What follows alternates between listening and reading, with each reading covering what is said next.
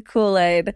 This is a comedy podcast dedicated to the mysterious. My name is Cassidy. My name is Flathead McGee. This is Flat Fuck Friday, aka Amanda. also known as Amanda Goodness.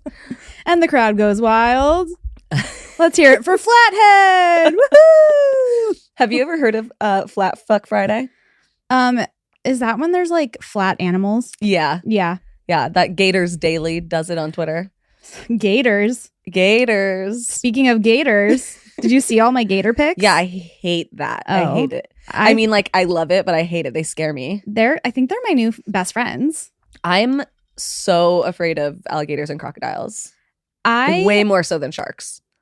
I just like realized on this trip to Florida how like I'm so obsessed with looking at them. I mean, they're like dinosaurs, so it makes sense. So cool. And the fact that they're just out and about.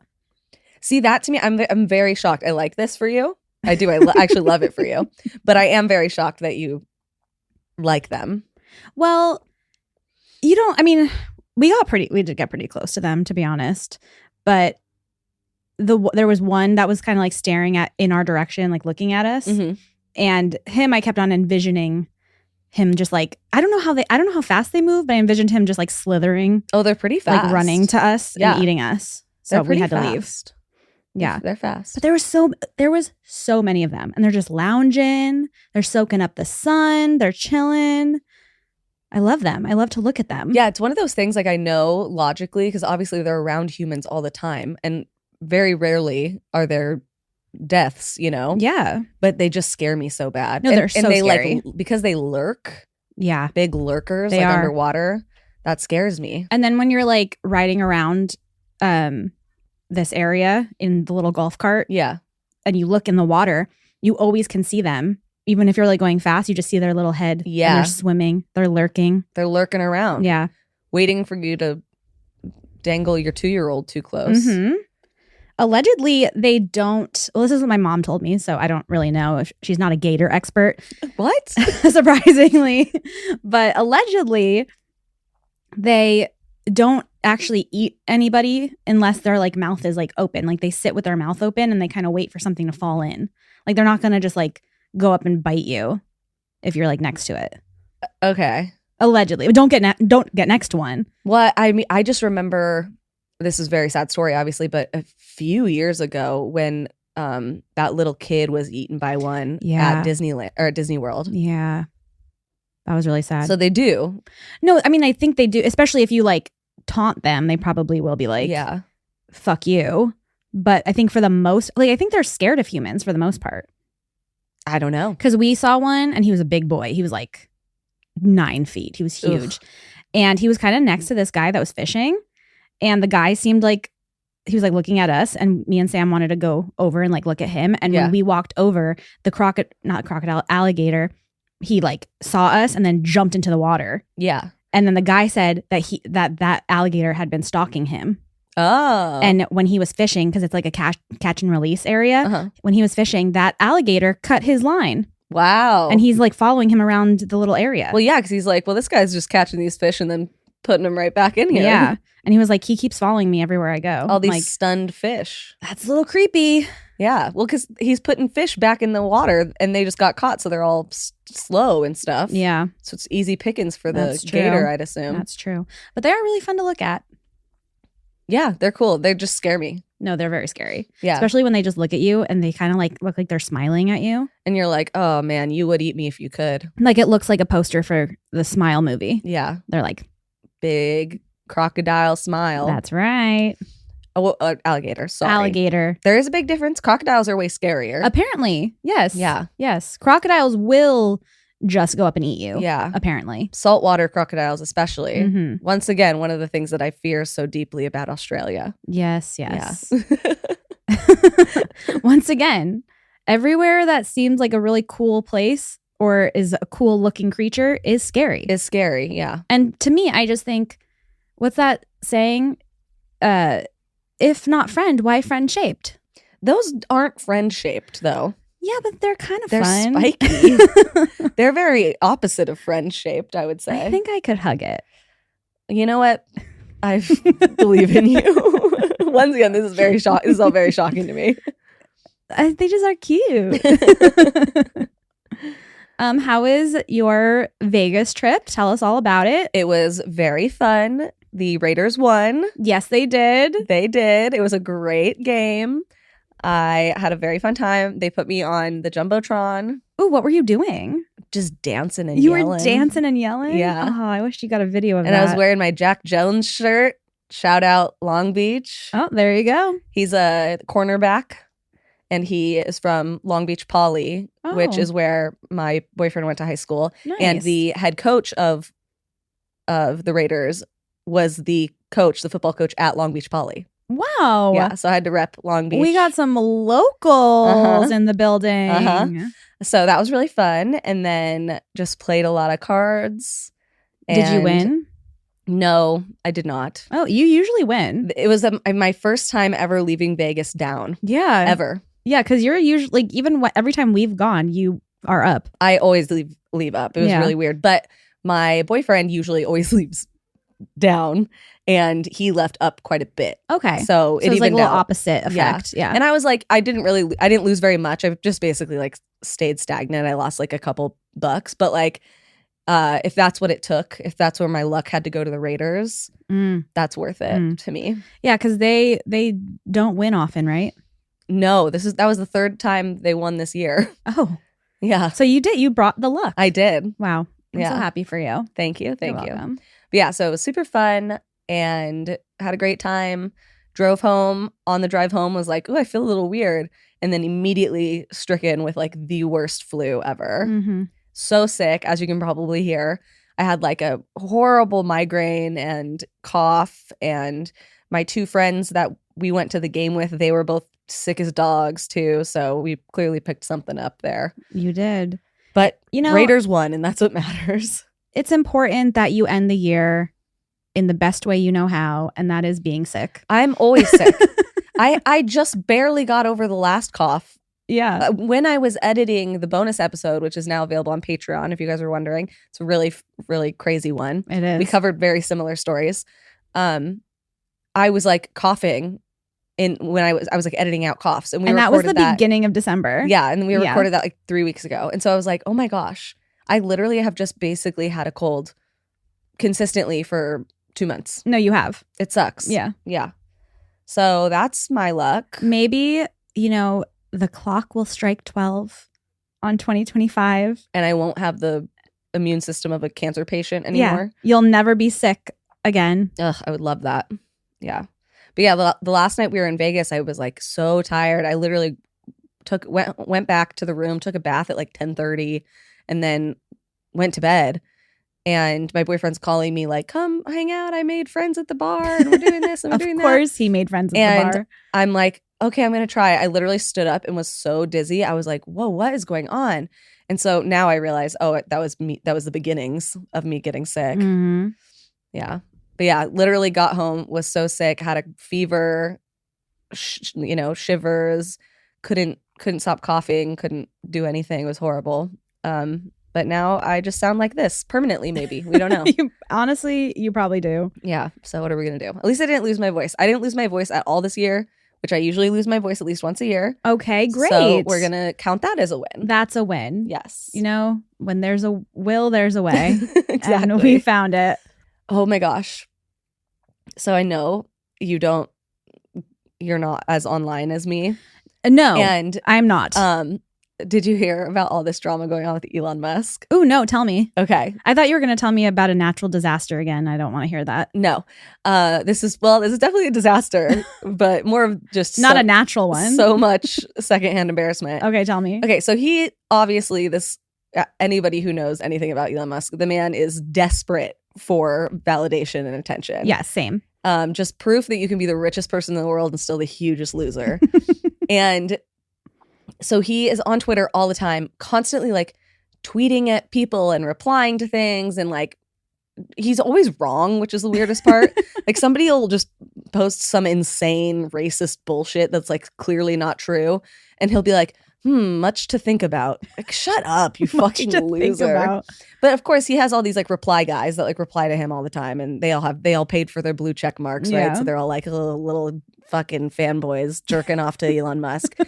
And there's like this one guy, his name was like Adrian something, and he would always reply to like everything that Elon would post. Like, best example, Elon posted a picture of his son riding on his shoulders and being like, oh, X likes to crawl on my back like a little monkey and not let go, whatever. And the Adrian guy replies and is like, you're such an amazing father. Like, X is so lucky to have you. Like, stuff like that, right? Okay. So they do this thing on Twitter called Spaces.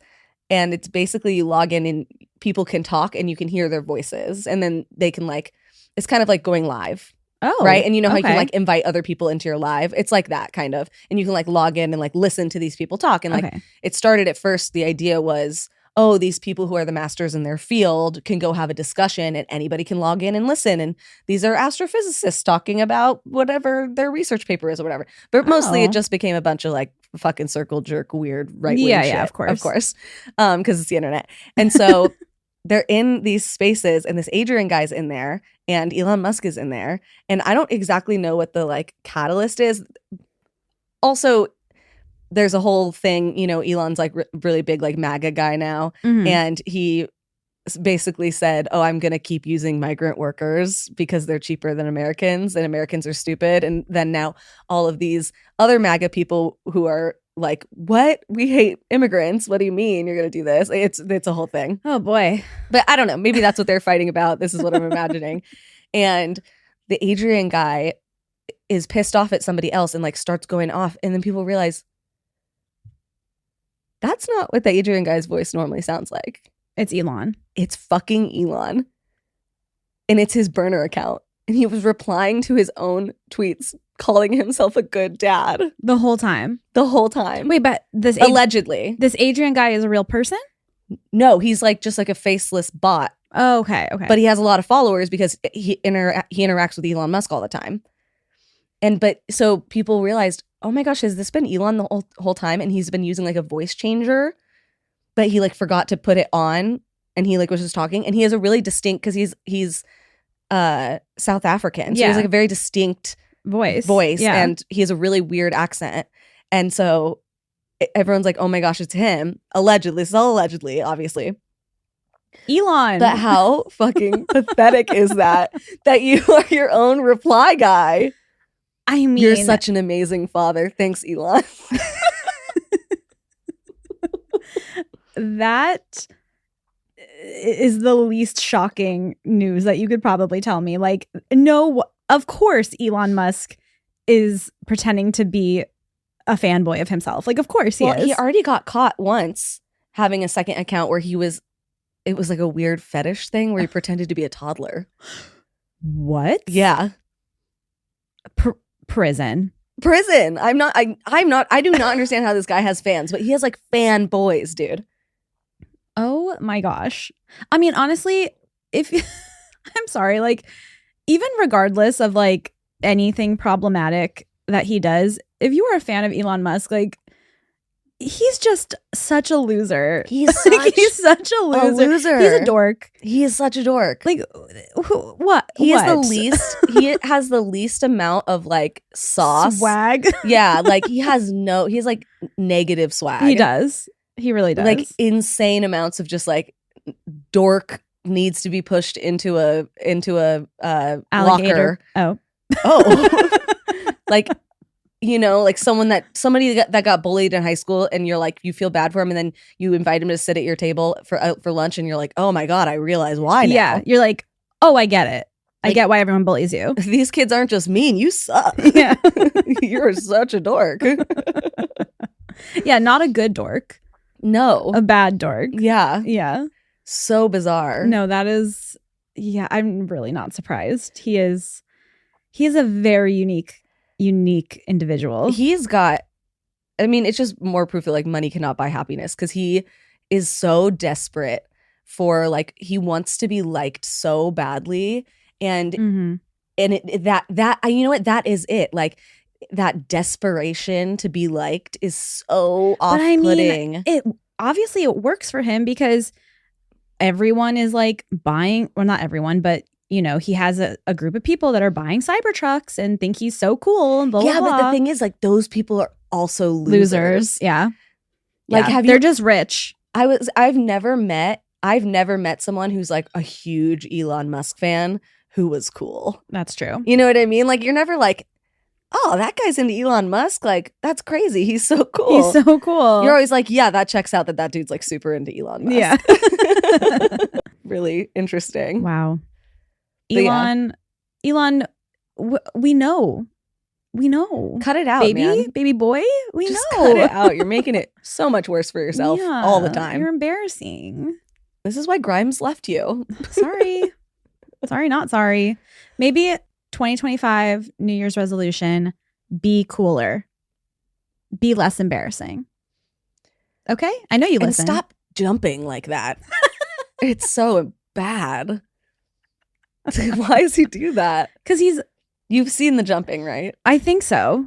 He jumps up like an X. Yeah. Because his whole thing is he's obsessed with the letter X. And that's why it's his kid's name. His kid's name. That's why he tried to rename Twitter, even though everyone still calls it Twitter. Yeah. I've literally never called it X once in my entire life. Somebody called it X to me, like in person, and I was like, "What are you talking?" Like, I did not understand what they were referencing. Because when you post something on X, what is it called? They call it a tweet. Exactly.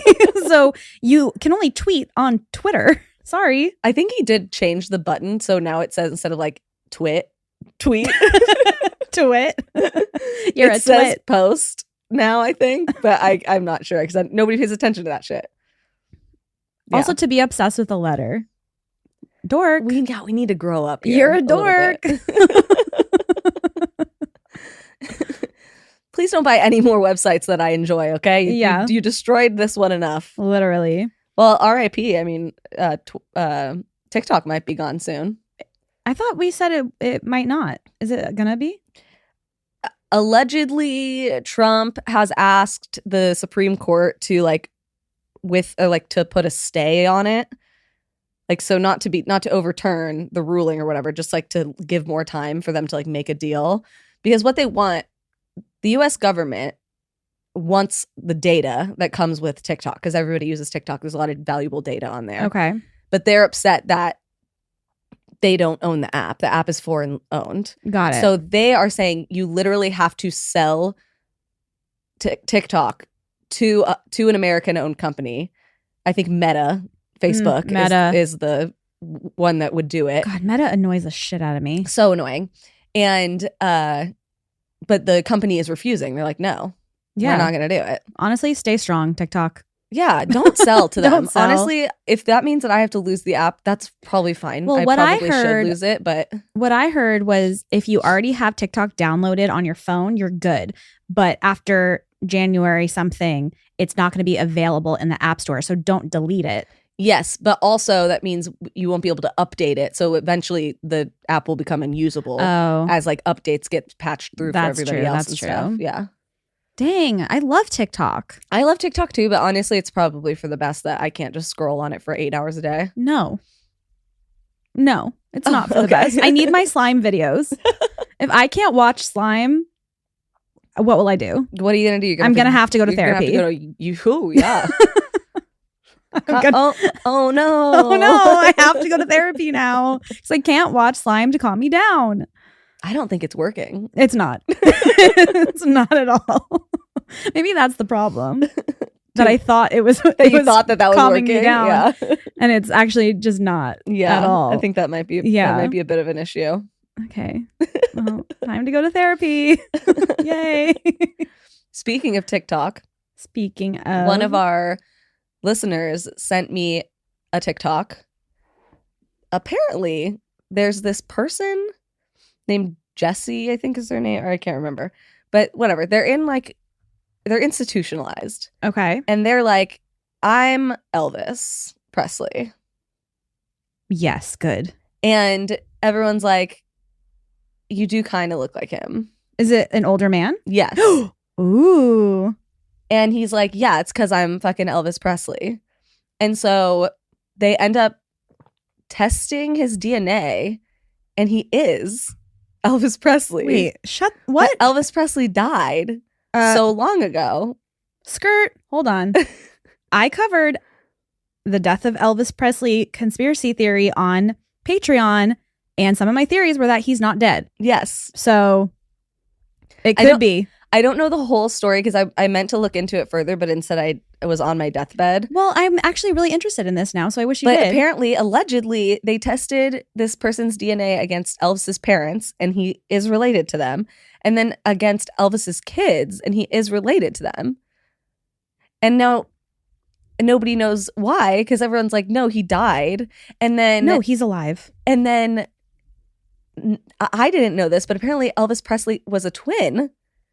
Didn't I talk about that? I don't, girl, that was like 4 years ago. I know. I think I talked about that. Well, apparently he was a twin, but his twin was stillborn. Yeah, I did. And so people were like, what if the twin wasn't stillborn, but they just couldn't afford to have 2 kids? And so they gave one away. And so now this is Elvis's twin. Bitch, yeah. I did talk about Elvis's twin on that Patreon episode for sure. Okay. Are you Googling it? Is it coming up? Jesse it was Jesse Presley.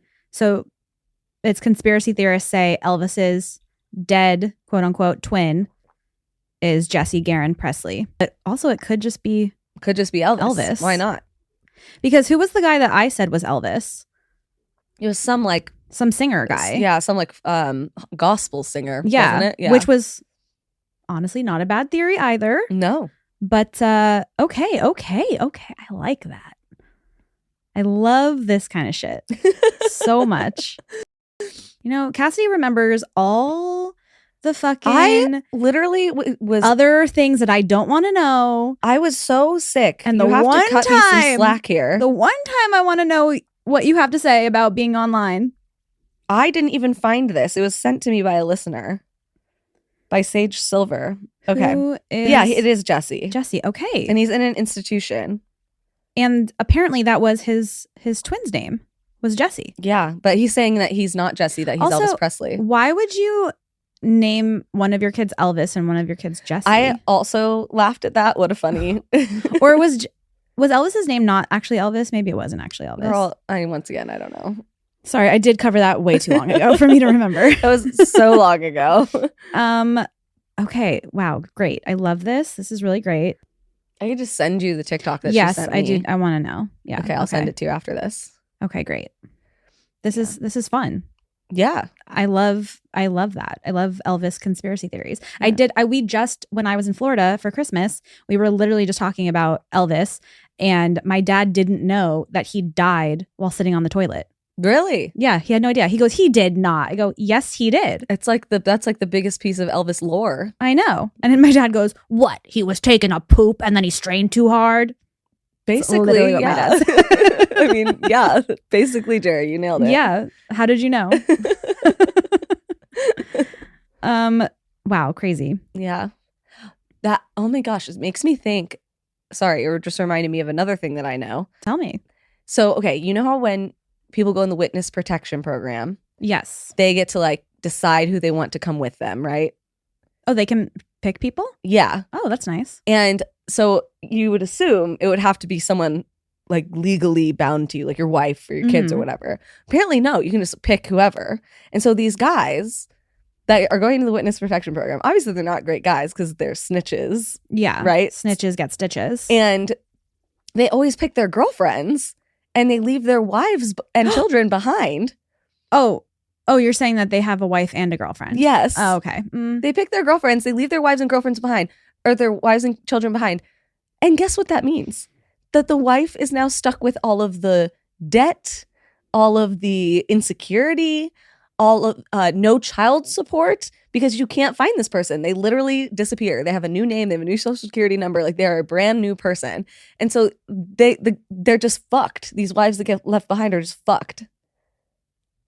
Isn't that insane? How is that legal? That feels who is in charge of the witness protection program? The government. Yeah, and they're just like, yep, that's fine. Yep. We're not going to give your wife anything. Yep. We're going to leave her alone. Yep. To fend for herself. Yes. Great. And once again, these are snitches. These guys are snitches, right? So there's dangerous people who are after them. Yeah, but they're working for the government, so they'll do whatever they want, probably. But I'm just saying, that means that they have dangerous people after them, and then now their wife and kids are going to be subjected to that. And left in this dangerous situation with no resources, no money, any debt or any sort of loan or home payments or whatever that the husband's name were on, because that name just doesn't exist anymore. It's not a person anymore. They can't even get child support. Send them to the Squid Game. Squid Game. To the island with ye. I mean, I'm just saying, the Squid Game is a great place to send bad people.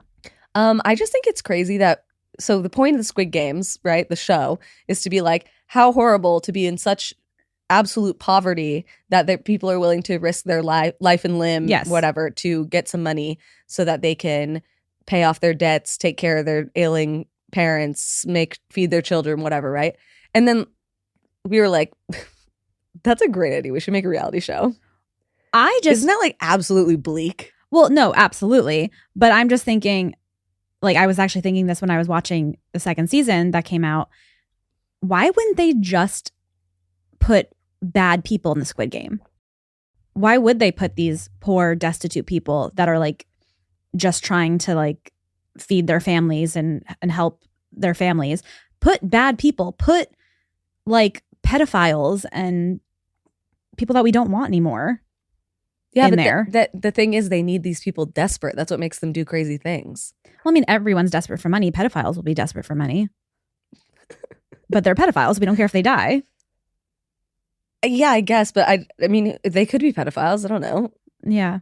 That seems like a lot more work than just finding poor people. I mean, I guess it wouldn't make the show as sad and compelling to watch. Yeah. But just an idea. In real life, if you wanted to do that. We already did it in real life. And yeah, they don't kill them, but it's still sad and weird. Like I didn't watch it, obviously, because I think that kind of shit is like really depressing. But I mean, they're not getting harmed at all. Yeah, but I saw a clip of somebody being like, I'm on this show so I can pay for my mom's cancer treatment. And then he got out in like the first round. Well, yeah, but it's still just like a stupid game show. No, I know, but that's so fucking sad. How do you not look at that and be like, what a fucked up society we have? Oh, no, absolutely. Like, I mean, any game show where people are trying to compete for money and then they cry because they lose. And I'm like, did you really think you were going to get that money? Like, I can't imagine being like, oh, I'm one in 100 and I think I'm going to win this $1 million. I mean, 1 in 100 is better chances than any other time they've been up for $1 million.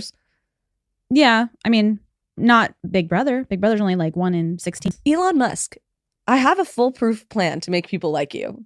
And it goes like this. Just start giving people money. Yes. Literally. Just start picking a random bank account number that you make up every single day. Send them $1 million. You know what I mean? Send them $1 million. Love Daddy Musk. Yeah. Oh, you want people to like you? Stop buying websites and jumping up and down like a freak. And then people would literally be actually tweeting at you being like, Elon, we love you. Yeah, literally like walk into a bank and just pay off a bunch of people's home loans. Oh, wow. You know, like that would cost you nothing. You're literally the richest person on earth. I know. Isn't that crazy? You have so much money, you could not give it away fast enough to deplete it.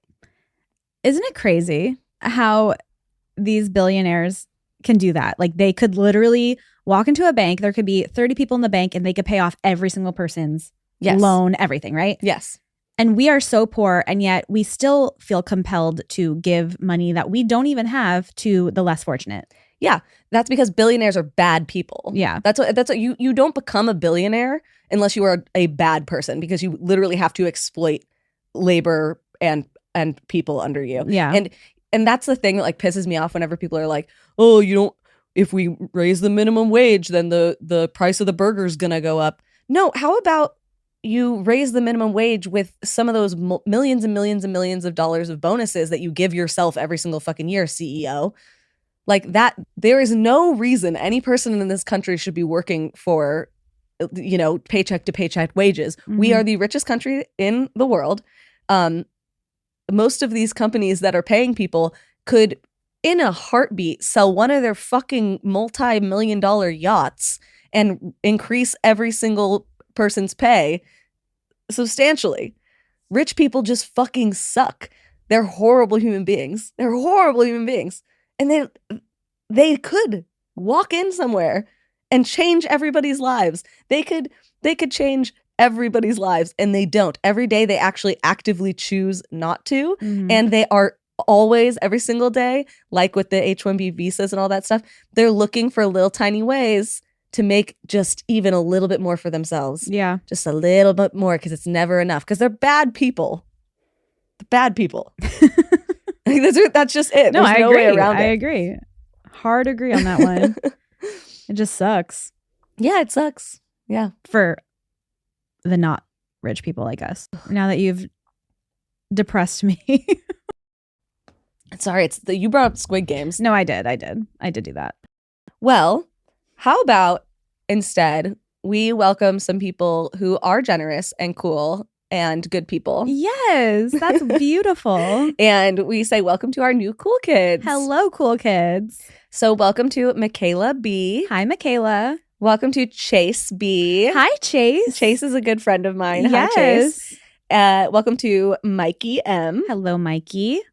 And welcome to Jamie P. Hello, Jamie. Thank you guys so much for joining our Patreon. Unless you can guess, we are not millionaires. No. And every penny, every dollar, every Patreon subscription that you guys give us, that's the only reason we get to keep doing this podcast. And we just appreciate you so much. We do have tons of bonus content on Patreon. So if you're thinking about joining, you can still gift people. Also, we had some gifted patrons. So welcome to Clarizella. Yes. Hello. Welcome to Hannah J. Hello, Hannah. Welcome to Abby. Hello. Welcome to Amanda G. I know. I saw that. I was like, it's not me, I swear. And welcome to Navlos. Hello, everybody. So those were some of our gifted patrons. We hope you guys had an amazing holiday and you got everything you wanted on your list. So thank you guys so much for joining our Patreon. We really appreciate you. We also had some people buy us some beers. Ooh. Someone, but I already know who it is. It's the Groovies. Groovies. Hello, friends. Groovies here. I wanted to buy you girls some beers to celebrate my successful surgery. I had severe carpal tunnel in both wrists and was told I was about 2 months away from irreversible damage. Oh my gosh. I elected to do both hands at the same time, so Mrs. Groovy has had to literally do everything for me. I am not the best at accepting help, but have had to allow the simplest task to be done for me. She is amazing, and I wanted to let everybody know that I have Superwoman as my wife. She amazes me every day, but with me being down and out right now, I cannot express the amount of gratitude that I have for her. I'm typing this with 2 fingers, so hopefully there weren't too many typos. I was going to say, Mrs. Groovy, are you really typing that? Is this you? Love you girls, and most of all, love my best friend, Mrs. Groovy.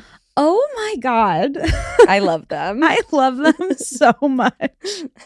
Wow. So glad you're doing better, and so glad that you have Mrs. Groovy to keep you groovy. To keep you groovy. Yeah. Stay groovy. Oh my gosh, we love you guys. Shane bought us some beers too and said, I just finished catching up on the newest episode and enjoying the bonus content on Patreon.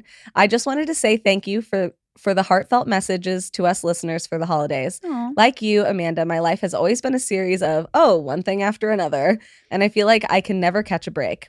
And I want you to know I resonate with you as much as I do with Cassidy most of the time. And thank you two so much for making me smile and being there like friends, as this is a hard time of year for me like a lot of others.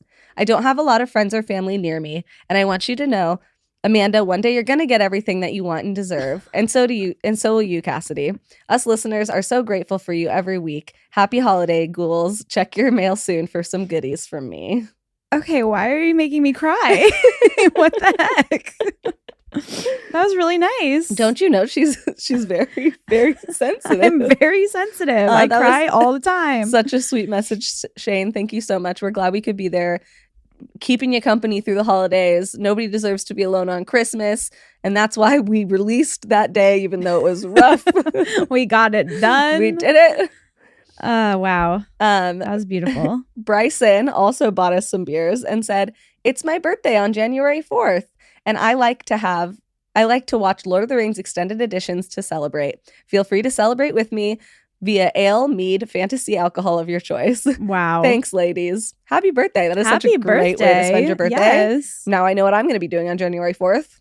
just, in honor of In Bryson. honor, absolutely. Thank you, Bryson. And happy birthday. And happy birthday. And speaking of birthdays, your birthday list. I have a couple birthdays because we did pre-record our episodes. So we haven't recorded in 2 weeks. I know, that's so crazy. Yeah. So I wanted to give some belated birthday shout outs.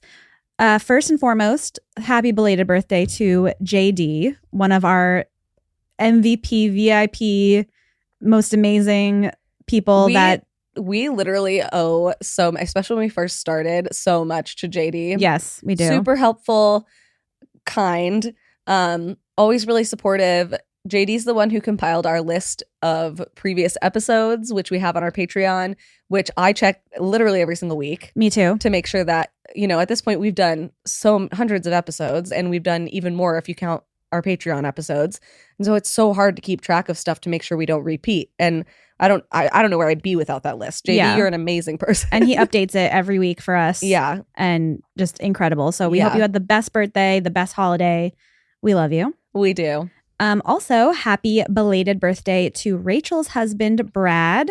Brad is the one that did the Ruin Stone readings for us. That was so cool. Yeah. Incredible. Yeah. They're really cool.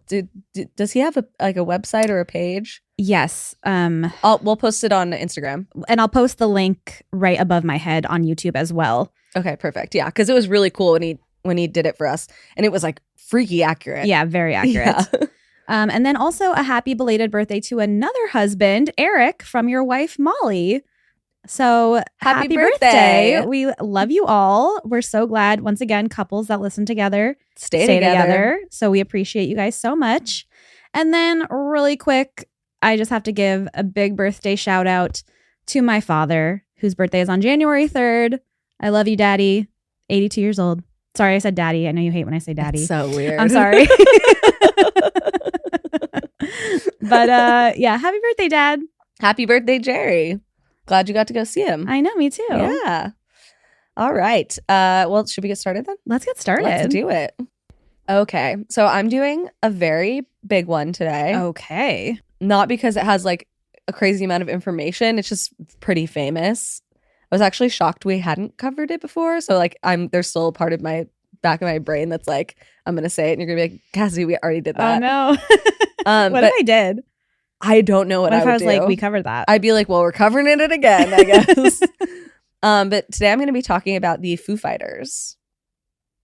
Oh, no, I don't think we covered this. Okay. I think I might have mentioned it. It's one of those things that you like, that I did mention it. That gets like mentioned whenever you talk about like UFOs or like government conspiracies, or like when I covered like Project Blue Book, I like mentioned it, but I'm going to tell the actual story of how it happened. Do you want to know where I don't know why this is coming into my brain right now, but I think I mentioned it during a reincarnation story. Oh. Do you remember that? Yes, because that little boy was like, that he was a pilot. Yes. Yeah. I do remember this. Yeah, because I was like, I know we've talked about it, but that also happens a lot too, because we'll mention things in other stories, but we don't like cover them. Yeah. So sometimes I'm like, I know we talked about this, but this is different. I'm like pretty sure that's where I mentioned it. Okay. Yeah, because I do remember that little boy who was like, I died in a plane crash. Yeah. Okay, so my sources today were Smithsonian Magazine, History.com, a couple articles from the New York Times, literally from the 1940s, and Wikipedia. All right. So the Foo Fighters are not just a band. I was going to say the band. Imagine I'm like, Dave Grohl. You're like, this is actually not about planes at all. Okay, so funny story, quick aside before I jump into this.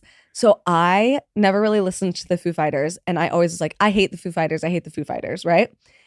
Because growing up, one of my friends told me that she hated Dave Grohl, and I'm such a ride or die that I was like, me too, bitch. I fucking hate the Foo Fighters. They're bad. And I would like fight with people like, they're not even a good band.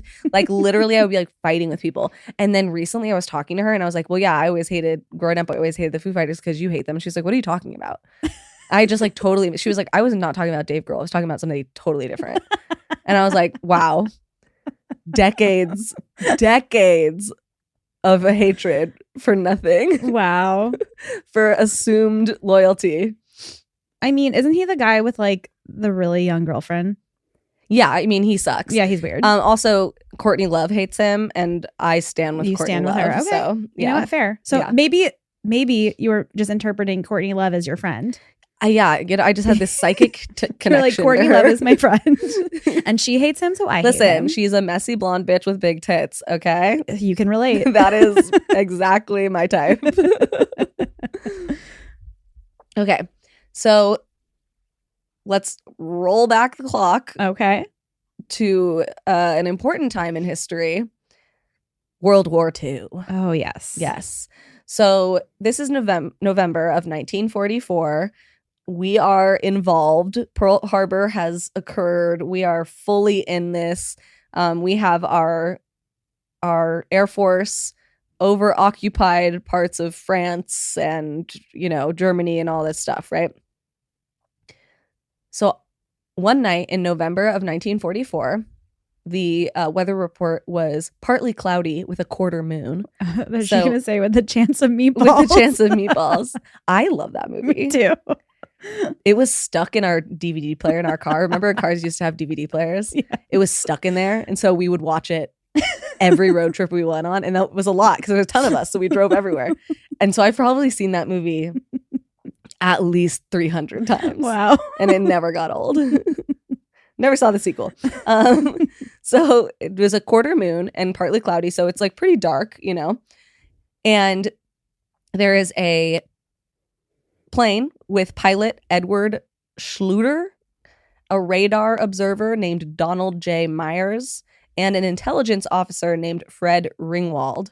And they're flying along the Rhine north of Strasbourg, Germany. Okay. So Ringwald says, and this is a direct quote, "I wonder what those lights are over there in the hills." So everyone's kind of looking over. They see these lights, these strange lights over by the hill. And like, that's really weird. And the guy who's on the radar is like, there's nothing on the radar, but maybe I'm not picking up on something.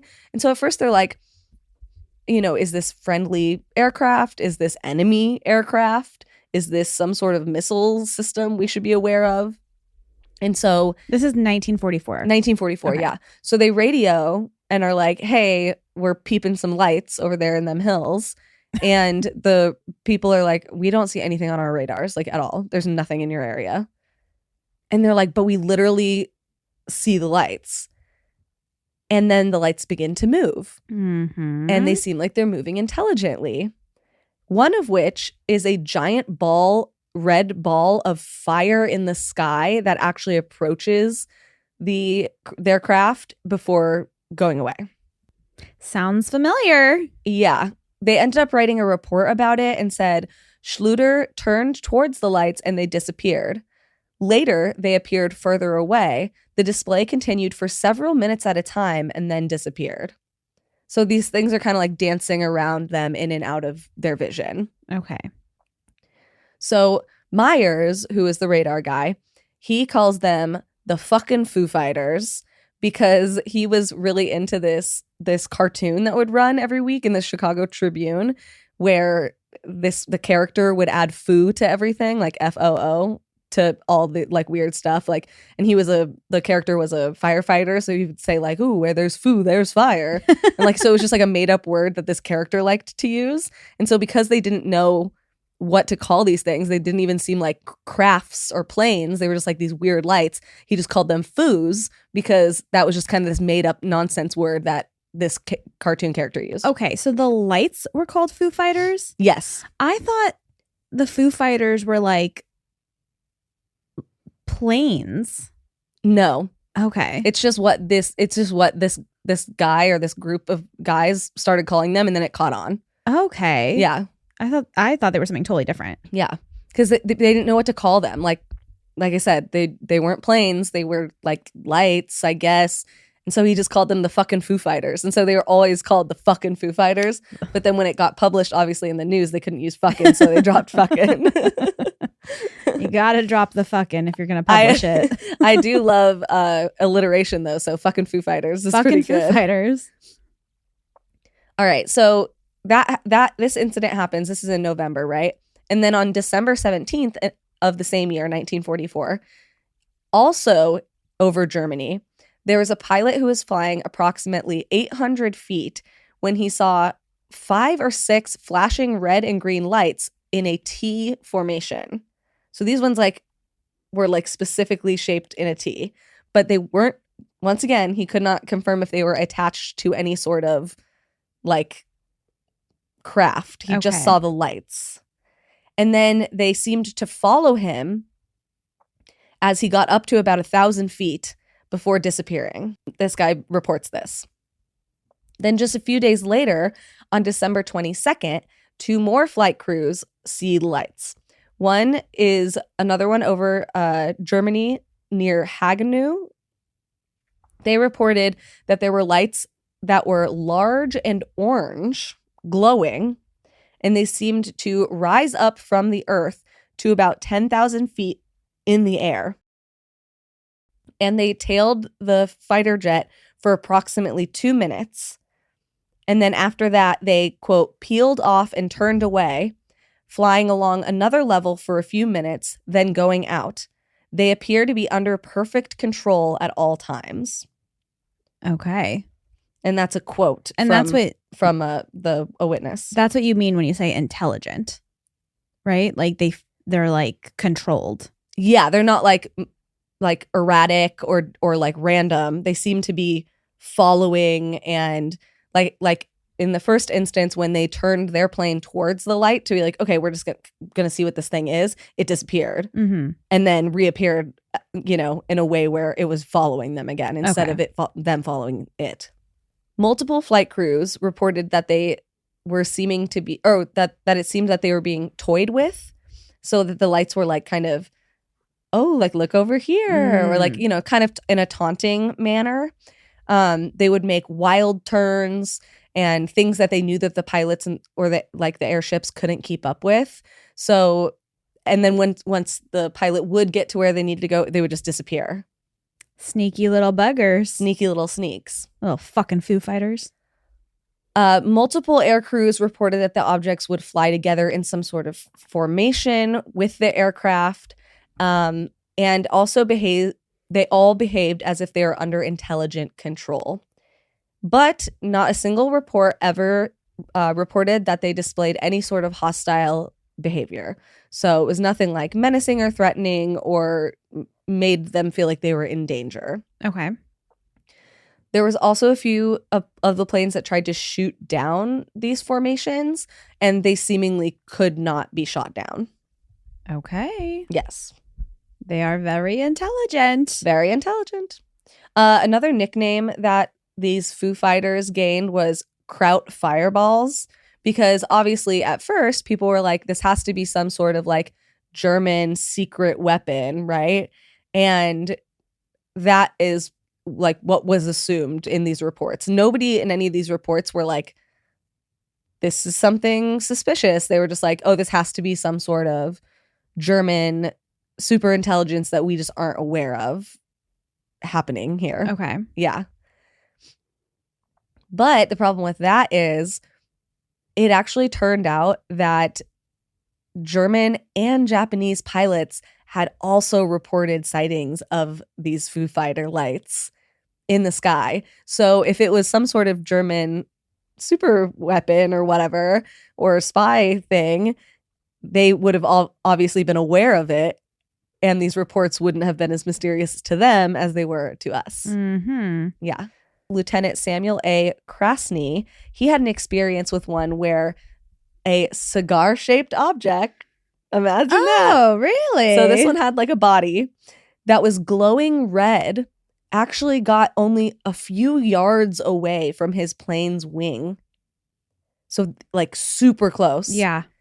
And so he told the pilot, he's like, do an evasive maneuver, because this thing's getting really close to us. We don't know what the heck it is. They're worried, obviously. And once again, their first assumption is that this is some sort of German super weapon. Well, this is during, super plane.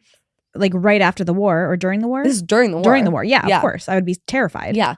So he's like, hey, do these evasive maneuvers to like drop this thing, but literally couldn't get it it would stay exactly with them a few yards away from their wing. So the plane is like doing crazy. And it's staying right along with them like it's attached to them, basically. And it's like, how would the thing like know how to anticipate what they were doing? You know what I mean? Like it was never even a second step behind. Yeah. It was like right with them the entire time. Imagine how scary that would be. I know. I actually can't, because it's like that thing we talked about the last episode where I was like, what if a alien walked in here and like slapped the shit out of you? Like it's so impossible to even imagine being in that scenario. Yeah. That it's like, what the fuck is going on? And then like to try to describe it too, I feel like you sound stupid. Yes. Well, and these are all trained military pilots, and they're seeing these things that they've never seen before. And that I feel like would even be scarier if you're someone who is like that. This is a familiar situation for you, and then now you're already in combat. You know what I mean? Like people are getting shot down all the time and stuff, and then now suddenly you have this new thing. Yeah, horrifying. That cigar-shaped object eventually ended up just flying off after a few minutes. Like it got bored, basically, is how they described it. Like, you're not doing enough cool maneuvers for me, actually. Yeah, this is child's play. Your guys' tricks are not so good. All of these stories start to accumulate, and eventually a journalist who's working with the 415th, because these are all members of the 415th crew or infantry or whatever. I don't know anything about the military. Something military. But they all end up talking to this journalist who works for the Associated Press, and they end up breaking the story. It runs in the New York Times, it runs in the AP, and it's like this, big weird mystery story. A lot of the pilots reported being extremely scared. One described himself as, quote, scared shitless. And every time that they were interviewed, they all had such similar stories. And these are, tough, rough and tumble military guys. They've got a lot of pride. They've got, they're not just making shit up to be silly, goofy little dudes. And I'm sorry, but like, if multiple military officers are reporting this from different countries, yes, that's obviously like there's something going on. Well, speaking of, obviously this story sparks interest nationwide and worldwide, because people are like, what are these Foo Fighters? This is how the term Foo Fighter became a well-known term, because in this original article he says the pilots call them Foo Fighters. Okay. That's when they dropped the fucking. Yeah. I mean, the band should have called themselves the fucking Foo Fighters, because that would have been way cooler. Dave Grohl had a fucking single ball in his body, he would have. You know what, Dave Grohl? We have a bone to pick with you. You know what, Dave Grohl? Ask my girl, Courtney Love, how she feels about you. We stand with her. So when this story comes out, more stories come forward, and it turns out that the Royal Air Force had also been, so this is British. The Royal Air Force. The Royal friggin' Air Force. They saw those fucking Foo Fighters. They're foo fighting for fun. They had also had multiple reports of seeing lights following their aircrafts, and this was as early on as March 1942. They had these reports. Mm-hmm. Yeah. There had also been other American fighters that had seen strange lights earlier in 1944, but they assumed that it was a Messerschmitt Me-163 rocket-powered interceptor, which was like a brand new technology, like fucking, what am I thinking of? Missile technology. Mm-hmm. I didn't know what you're thinking like a 12-year-old thing, I'm like nodding my head like, yep, I didn't know. Exactly. I had no idea. So they were like, it has to be these things, but I guess, and I don't know why, so don't fucking ask me, that this Messerschmitt thing couldn't operate at night. I'm assuming just because low visibility or something. Okay. And once again, these lights were almost exclusively seen at night. So it Okay. literally couldn't have been this rocket thing. Got it. Because it didn't operate at night. Because it didn't operate at night. Don't know why. Don't ask me. It was not nocturnal. Turns out that I have a lot of weird dad interests, but World War II is not one of them. Fair. Shockingly. Fair. Actually. One of the things that I thought was really interesting was there was a report in September of 1941. So once again, this is like going back. This is even further back than the Royal friggin' Air Force. Isn't it scary just because my dad was born in the 1940s that was like 80 years ago? Yeah. It's so weird because when you say it like that, like it was only 80 years ago, it doesn't seem that long ago. Because like when I just think of World War II, I mean, it feels like it was forever ago. bitch, in 15 years, that's going to be 100 years ago. No, I know. Like that's so scary. Just like in the grand scheme of things, that's such a short amount of time. But it feels like it was forever ago because you learn about it in high school and it's in the history books, you know? But it's like people were alive. Like your dad was alive during this. I know. Yeah. Crazy. So in September of 1941, there was a Polish merchant vessel named the SS Pulaski, and it was transporting British troops into the Indian Ocean. And there were 2 sailors on there who reported, quote, a strange globe glowing with greenish light about half the size of the full moon as it appears to us. I like how the colors are changing. They're red. They're orange. They're green. It's like Christmas. I know. They're changing. Very festive. It is festive. But yeah, so they're now saying they saw this in 1941. So this is years before anybody else was reporting this. So they end up alerting a British officer about this. And the British officer comes out and also watches this object, makes a report on it, and says that they observed this object for over an hour. So this was not like a passing glance. You know, this wasn't, I saw something out of the corner of my eye. What was that? They literally watched this seemingly intelligent object move around and follow the ship for an hour. I just, once again, like, imagine, like, you're in fucking war. Yeah. You would be like, oh, this is it. This is the thing that's going to come kill me. Well, even after it didn't come kill you, I would still be like, there's no way that didn't have to do with the war. Yeah. Yeah. Like, what else could that be? What else could it be? Yeah. But then why didn't it come kill you? Yeah. And or like, oh shit, did that thing just take our location and now somebody else is going to come kill me? Oh, yeah. You know what I mean? Like, I just would assume everything's trying to kill me. Right. War. That's basically the whole point. Everyone's just trying to kill each other. Literally. What is it good for? Absolutely nothing. Say it again, sister. Okay. So there had been other squadrons that had seen these lights, it turns out, but the crew of the 415th, they are the ones who made it into an investigation because the sheer numbers that they were coming across were so startling. It wasn't just like a random report here or like a few people here. It was like pretty consistently all of their crews and airmen had been experiencing these lights. Okay. So the 415th is freaked out, clearly. They, after this article gets published, they get kind of like, okay, we need to get some answers here. So they end up making a report to like their higher ups and they get no answers. Everyone's just like, I don't know, seems weird. Sounds like me with my managers at work. Weird. Weird. And so they're like, okay, well, we're going to go even higher up. And they send in a report to like the higher ups. Good. You have to go to the fucking head honchos. I know. But unfortunately, same thing. No answers. Come on. So they decide that they're going to reach out to another military and they reach out to the British Air Ministry. So they send all of their information to them. They're trying to figure something out. And on March 13th, 1945, the British Air Ministry responds to them and says, quote, bomber command crews have for some time been reporting similar phenomena. A few of the alleged aircraft may have been Me-262, and for the rest, flak rockets are suggested as the most likely explanation.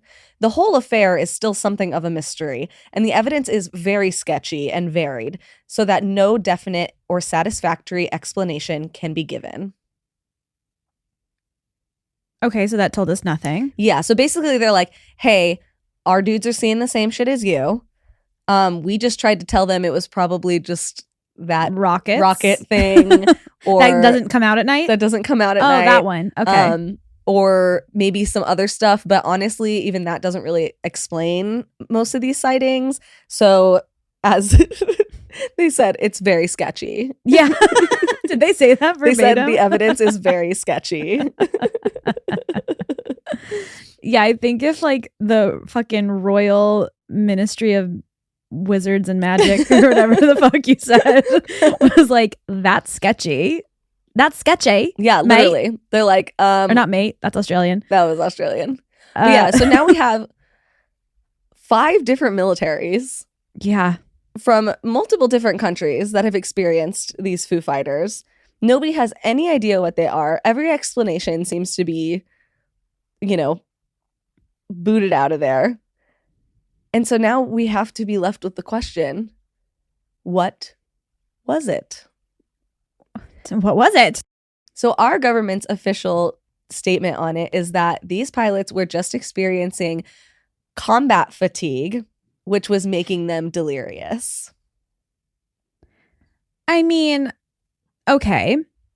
When you're tired, yes, you can definitely see things that aren't there. Yes, for sure. But that many people? And across different militaries, yeah, during different times. Like some of these people were experiencing this in 1944, and then there are other things cited in 1941. Like I would say maybe because there was like a lot more happening in 1944, like consecutively. Yeah. Like maybe a couple of them. Or I mean, sorry, that's not what I meant. I meant the 1941 one could have been fatigue, and then one of them in 1944 could have been fatigue, but there's too many consecutively that it wouldn't make sense. That's what I meant to say. Yeah. So that is what the United States government decided, that it was just combat fatigue, basically like a mass hysteria event, which you know how much we love when we love mass hysteria when they call it mass hysteria. That is very, very, very, very often their response. Yeah. So another theory is that during this time, there was a 32-year-old rocket engineer. His name was Werner von Braun, and he developed this new thing called a V2 rocket, which is a long-range guided ballistic missile. And to quote Nicholas Veronico, who is an author who wrote books about military shit. So this is in response to people asking if this is what could have been the lights. This is what this Nicholas guy says. Quote, the V2 rocket doesn't have maneuverability. It couldn't turn on a dime. It couldn't change its acceleration pattern. Once it started burning, it burned and produced thrust at one rate. Okay. So basically, he's like, no way. If these lights or these crafts did like half of the stuff that these pilots and these crew members and these airmen were reporting, there's no way it could have been this new V2 rocket. Like it doesn't have like a little system on it. It just go, go, go, go, go. It's like a wind-up toy. And this is the rocket that doesn't come out at night? Or is this a different rocket? No, this is a different one. Okay. This one's by Werner von Braun, who's a 32-year-old Werner von Braun, Nazi rocket engineer. But don't worry, guys. He came to the United States and worked for NASA until his retirement with no consequences at all for being a Nazi who invented, things that blew people up. Great. Everybody knows about Project Paperclip. Anyway, okay. So another theory is that this could have been St. Elmo's fire. What exactly is that? Isn't there like a song? There's a movie. Oh, a movie. I did not know this. I've heard of it. I just don't know what it is. Yeah, because I just knew the movie, which I've never even seen. So whatever. But apparently, St. Elmo's fire is a form of plasma, which I did not know this either. That what's it called? Lightning is plasma. Lightning is plasma? Lightning is plasma. Yeah, like coming out of the clouds. Yeah. Okay. Interesting. Like how there's like forms of matter, right? Yeah. Like solid, liquid, gas, plasma is the fourth one. Oh. Yeah. Isn't plasma what comes out of a volcano? That's not plasma. That's magma. Oh, okay. Like lava? Yeah, I'm thinking lava. That's sorry. I was like, plasma seems like it's liquidy. But it's not? No, it's okay. Plasma is like I don't really understand it, if I can be honest with you. Okay, good. I'm glad you I'm honestly glad you don't. Yeah. Because I really just don't I'm know just what letting you know that that's why I had to be like a lightning bolt is plasma. Okay, all right. To be like, it's a thing, see? Yeah, see, guys, it's just trust us. Bro, trust me. She's a scientist. I'm a triple MD double D PhD in plasma. That's right. So what St. Elmo's fire is it's like the form of plasma. Can you describe plasma? And this is directly from Wikipedia. I'm so sorry. Quote, the electric field around the affected object causes ionization of the air molecules, producing a faint glow easily visible in low light conditions. Okay. So it's basically like when all the ions are all charged up there, right? Because there's like weather conditions and whatever the fuck. Hey, you love weather. Sometimes so you should be able to figure this out. I love weather, not plasma. What kind of a freak do you think I am? Whatever. It makes shit glow. Okay. So like when it's kind of like static electricity, right? Mm-hmm. Sometimes it just happens. It's in the air, like when there's certain weather conditions or whatever. That's like this. Okay. So it'll make shit glow, and it's been happening forever. It used to make like boats glow back in the day, and everyone was like, "It's God," and it's like, no, it's plasma. I'm gonna say that from now on.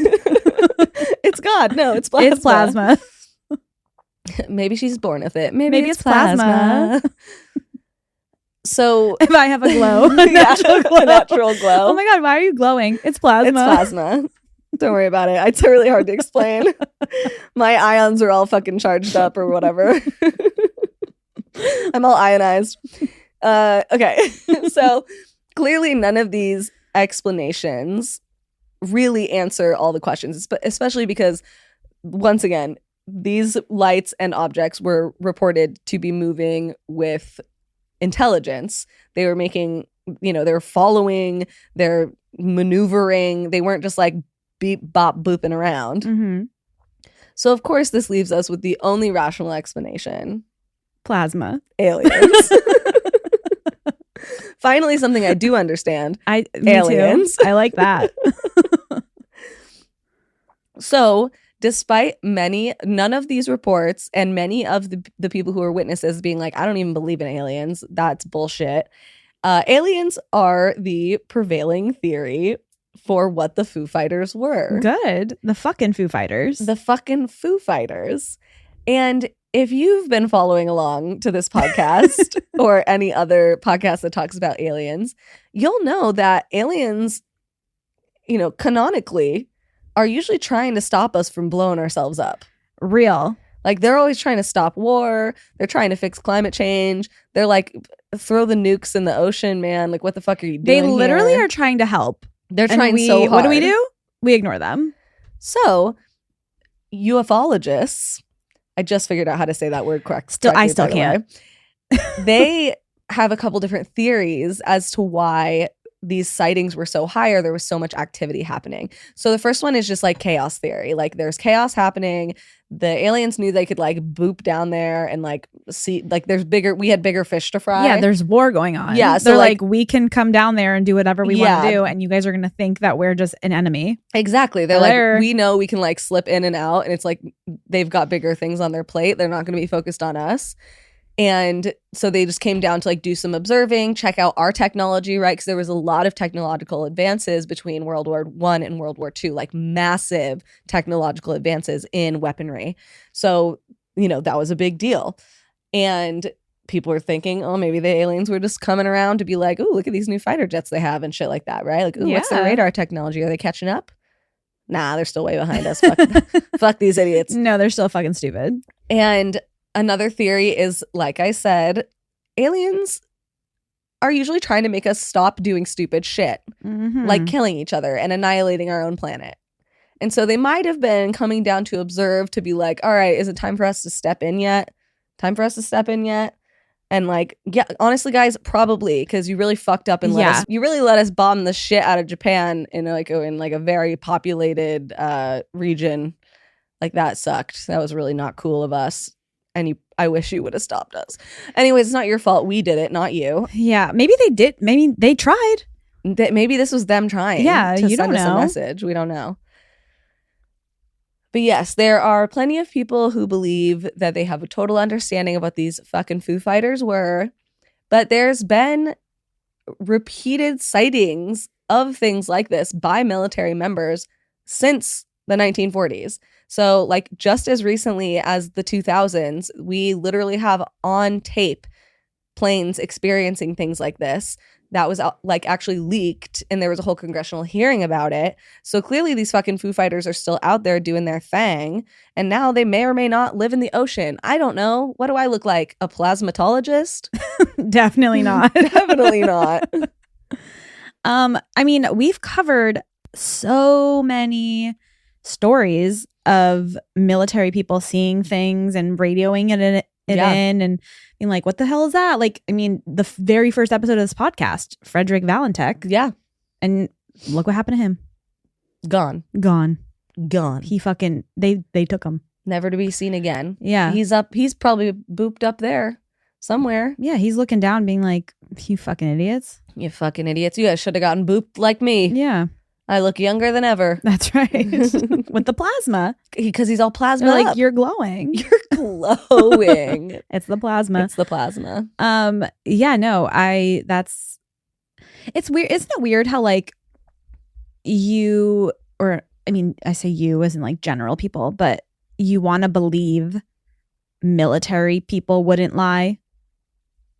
Yeah, I mean, it's the same thing when we talk about true crime or whatever. We're like, well, this is in the police report. And I'm like, so like they wouldn't lie. Yeah, and I always have to be like, oh, that's like where they do their biggest fibs. Yeah, but I think the biggest thing is like you said earlier, like they don't want to, why would they want to embarrass themselves? Yeah, there's no reason to lie here, right? Like the reason that I'm always very skeptical of any sort of police report, no matter what they're reporting on, is because police are incentivized to lie to make their jobs easier, to make themselves look better. Yeah. This is not something that makes you look better. If anything, it makes you look worse. Well, yeah, it makes you look like maybe a crazy person. Yeah.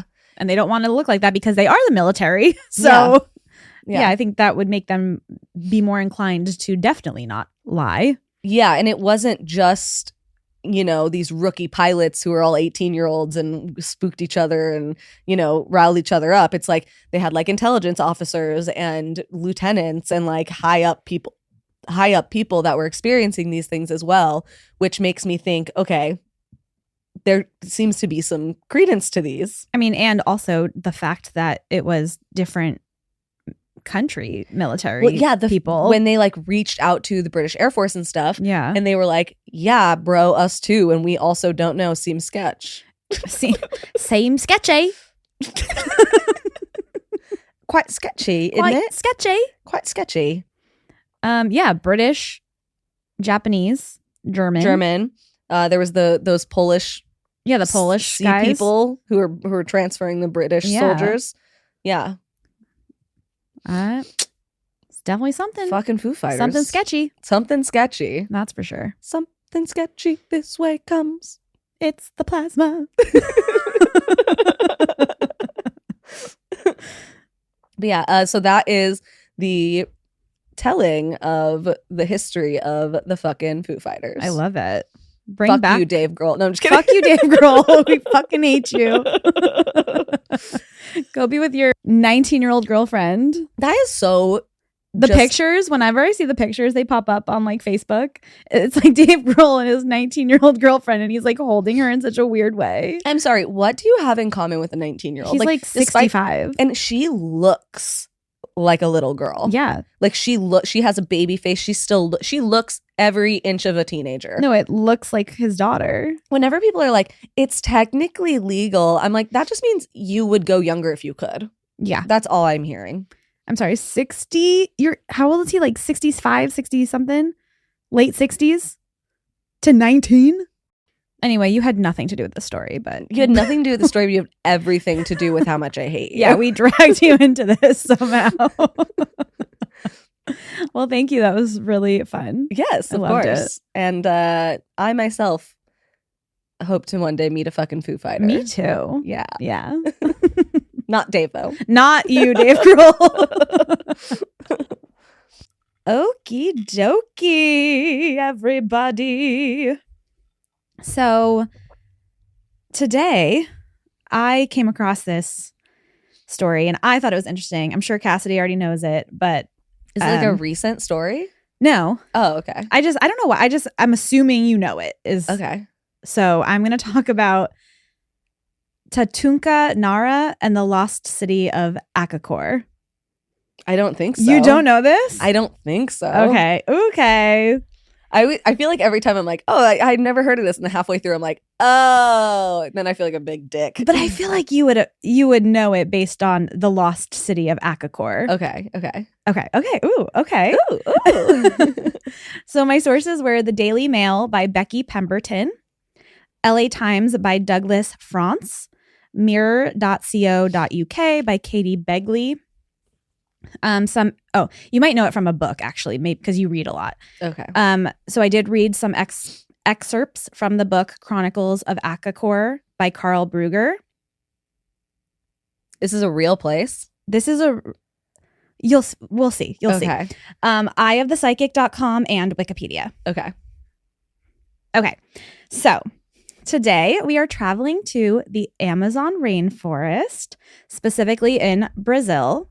Brazil. Hello, Kathleen. Hello, Kathleen. She's currently in Brazil. I know. I keep seeing her I pictures. I'm know. so jealous. She's like by the pool and stuff. Oh. I'm like, it's freezing here. All she did was pack bathing suits Ugh, jealous. because it's summer over there. Yeah. So hi, Kathy. I have to say specifically in Brazil because the rainforest goes into Colombia, Peru, and some other places as well. So we are focusing on Brazil. So it's 1968, and a man pops up one day in the city of Manaus in Brazil, after just having saved the lives of 12 Brazilian government officials who were captured by a native tribe after their plane crashed in the jungle. Incredible already. That could be a story in its own. Right? That's Yeah. wild. So when he gets into the city, he was only wearing a loincloth, like just on his bottom, and he was carrying a bow and arrow. Sorry, I don't know why I put a D on that. He called himself Tatunca Nara, and he tells the people of Manaus that he comes from an underground city called Akakor, and he's essentially the chief or the prince of a tribe that guards the city, and his tribe is called the Uga Mangulala tribe. Okay. No, I've never heard of this. Okay. How thrilling. Thrilling. I love to learn new things. I know. This is exciting.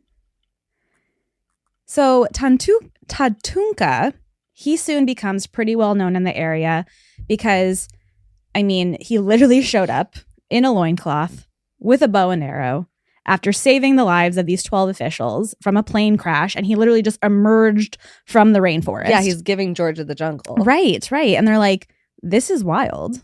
Like, that's a sleigh. Yeah. They're like, you're kind of like a hero. You're probably also a little hot. Yeah, he wasn't ugly. Yeah. Yeah. I can show you what he looked like when he please. emerged, actually. I love an emergence. That's so exciting. Here he is. Yeah, that's a handsome fellow. He's not bad. You could get it? He could get it? He could get it. Okay. For sure. So he ends up becoming this local legend in Manaus. A few years later, in 1972, a German journalist, Germany connection, hello, named Carl Brugger is in the city of Manaus, and he's doing research on the Amazon when he hears about this local legend, Tatunca Nara. And he's like, holy shit. So he stayed out of where he should be. Correct. Okay. Suspicious. Right. So on March 3rd, Carl Brugger ends up setting up a meeting with Tatunca in a tavern, and he's like, I need to know everything about you. I need to know your story. Yeah. I need to know where you came from. Like, this is crazy. And Tatunca's like, absolutely. I will tell you everything. And he tells Carl all about Akakor, all about the Uga Mangulala tribe. Tatunca, he like physically was very tan, but he was like clearly a white man. Yeah, I was gonna say he had like blonde hair. Yeah, he was clearly a white man. Yeah. So of course Carl's like, can I ask like why you're like a white guy? God, Karen, you can't just ask people why they're white. And Tatunca's like, well, you see, my mother was a German nurse that was taken in by this indigenous Amazonian like tribe of people. Okay. And then she lived with them. And that's where she met my father, who was native to the area. Got it. Okay. And he also speaks like a little bit of Portuguese and a little bit of German as well. Okay. Kind of like broken German is what they described it as. Okay. Portuguese is such a cool language. It's Portuguese really pretty. is so freaking cool. Yeah. And when my friend Kathy gets mad and yells at people in Portuguese, I'm like, that is so hot and so cool. I know. God, all I have is I can get mad and curse you out in sign language, but that just doesn't drive home the point. I mean, it's not like quite as sexy, but it doesn't really drive home the point in the way that you want it to. No. Yeah. So Carl is obviously, he's listening to this man talk and he's like, this is so fascinating. This is so crazy. Like, your story is amazing. So he's speaking to him in English? I believe he's speaking to him in German because Carl's German. Okay. But he's like kind of half, like he doesn't speak like great German. They said broken German. Okay. And broken Portuguese Okay. is what I was gathering. Sorry, I'm so fucking American. My brain is like, because they're speaking in English. He speaks perfect English. No, Cassidy. I don't think he speaks English at all. Idiot. Yeah, like why the actually. fuck would he speak English in this any of those words that were just said to describe him? I mean, Why he would might you? speak a little English. I'm honestly not sure. I don't know. He seems like a fascinating man, but I'm just saying, why would he be? I'm so stupid. But they also said that when he spoke Portuguese, he spoke it in a German accent. Got it. So like this dude's German. Yeah. Yeah. Okay. So, Tatunca is telling Carl more about the origin story, about how he saved these 12 Brazilian officials. And Yeah, I forgot about that part. yeah, he did. Crazy, right? Like, that's pretty cool. That's awesome. And Carl is like, I gotta look more into this because obviously he's fascinated by his story, but he also is kind of like, this is made up. Like, this is crazy what you're saying, this Yeah. underground city of Akakor, and like, you're just saying crazy shit right now. Yeah, you're just a white guy who like went into the forest. Yeah. So It's been done before. right, exactly. Many times. So Carl, after talking to Tatunca, he goes and he kind of tries to research a little bit, and he discovers that story of the 12 Brazilian officials in a plane crash getting captured and Tatunca coming and saving them was documented in the archives of Rio de Janeiro. Okay. And allegedly, I read this in a couple articles, that he went to like the government and they corroborated. Corroborated. Why do I always say that wrong? I don't know. Is it corroborated or corroborated? Corroborate? Corroborated. Yeah, there's no W. I say it wrong every fucking time. And It's I think okay. I'm saying it right and I don't say it right. It's so annoying. It's okay. We all have those words that we do that for. Like, I don't. Gah. Okay. They corroborated his story. Mhm. So obviously Carl's like, oh shit, you're telling the truth, dude. Like, everything you're saying is the truth. Yeah, Sick. That's awesome. that's fucking sick. That's sick. Can you imagine an underground city? I want to have it. So Carl ends up meeting up with Tatunca many more times throughout the next couple months, and he meets him with a tape recorder, just to make sure he's not missing any key information here on what he has to tell him, because he does tell him a lot of things. Well, what year is this again? This is 1972. Okay. And Tatunca, he's explaining to him his city of Akakor. He draws out a map of the layout of the city in great detail. He draws a picture of their flag, and he tells him, the city is mostly made of gold, and Okay. it's surrounded by a high stone wall with 13 gates and stone towers. And basically, Tatunca's tribe, the Uga Mangulalas. Sorry, just a funny name. Anything that ends with la la is just that's a hard not giggle. Right. They are known as God's chosen tribe. So they were literally chosen by gods to protect the city of Akakor. Yeah. This is, I need to watch the city of Atlantis. That's kind of what this is also. God, I love that movie. Yeah. Talk about bisexual panic. I don't know who drew those characters, but they were horny as hell. I'll tell you that much. They were. He also tells them about Akakor's 2 sister underground cities, Akahim and Akanis. Okay. Excuse me. Yeah. Akachu. But his tribe in particular, they just protect Akakor. And got it. Yeah. Don't want to spread yourself too thin. And apparently they're there to protect the city's secrets because they have many that lie within. Oh, I love secrets. Spill them about me. So after some time getting to know Tatunca and hearing his very detailed stories, he's basically like, Carl, why would I tell you about Akakor when I can just show it to you? Shut up. So he offers to take Carl on a journey to his underground city. Why does this kind of stuff never happen to me? Why is nobody ever offering to take me to their underground city? The only thing... Why does no white boy with some stank on it come out of the jungle and take me to an underground city? Well, you have to go to, like, Brazil. That's the problem. Well, you guys know I'm really afraid of flying. Maybe Kathy can take you to Brazil. Too many planes crashing right now, okay? That's true. That's so true. The only thing is that Tatunca did say that his tribe will like kill anybody that tries to enter Akakor. Okay. I mean, that's what they're there for. Right. But I'm assuming like if they're with him, they'll probably not kill anybody. Like you can vouch for him. Like, hey, this guy's cool, guys. Don't worry. So Carl's like, yeah, absolutely. I want to go with you to Akakor. Let's fucking go. Yeah, duh. So on September 25th, 1972, Carl, Tatunca, and a Brazilian photographer, because obviously they need to get photographic evidence of this place for his article, they set out on a boat with some food, some hammocks, medical supplies, a few weapons, and you never know. You never know what you need, and obviously a bunch of camera equipment. And they go on a 6-week trek to Akakor, because obviously this trip is like over the river and through the woods and into the jungle and all these things. We're trekking here.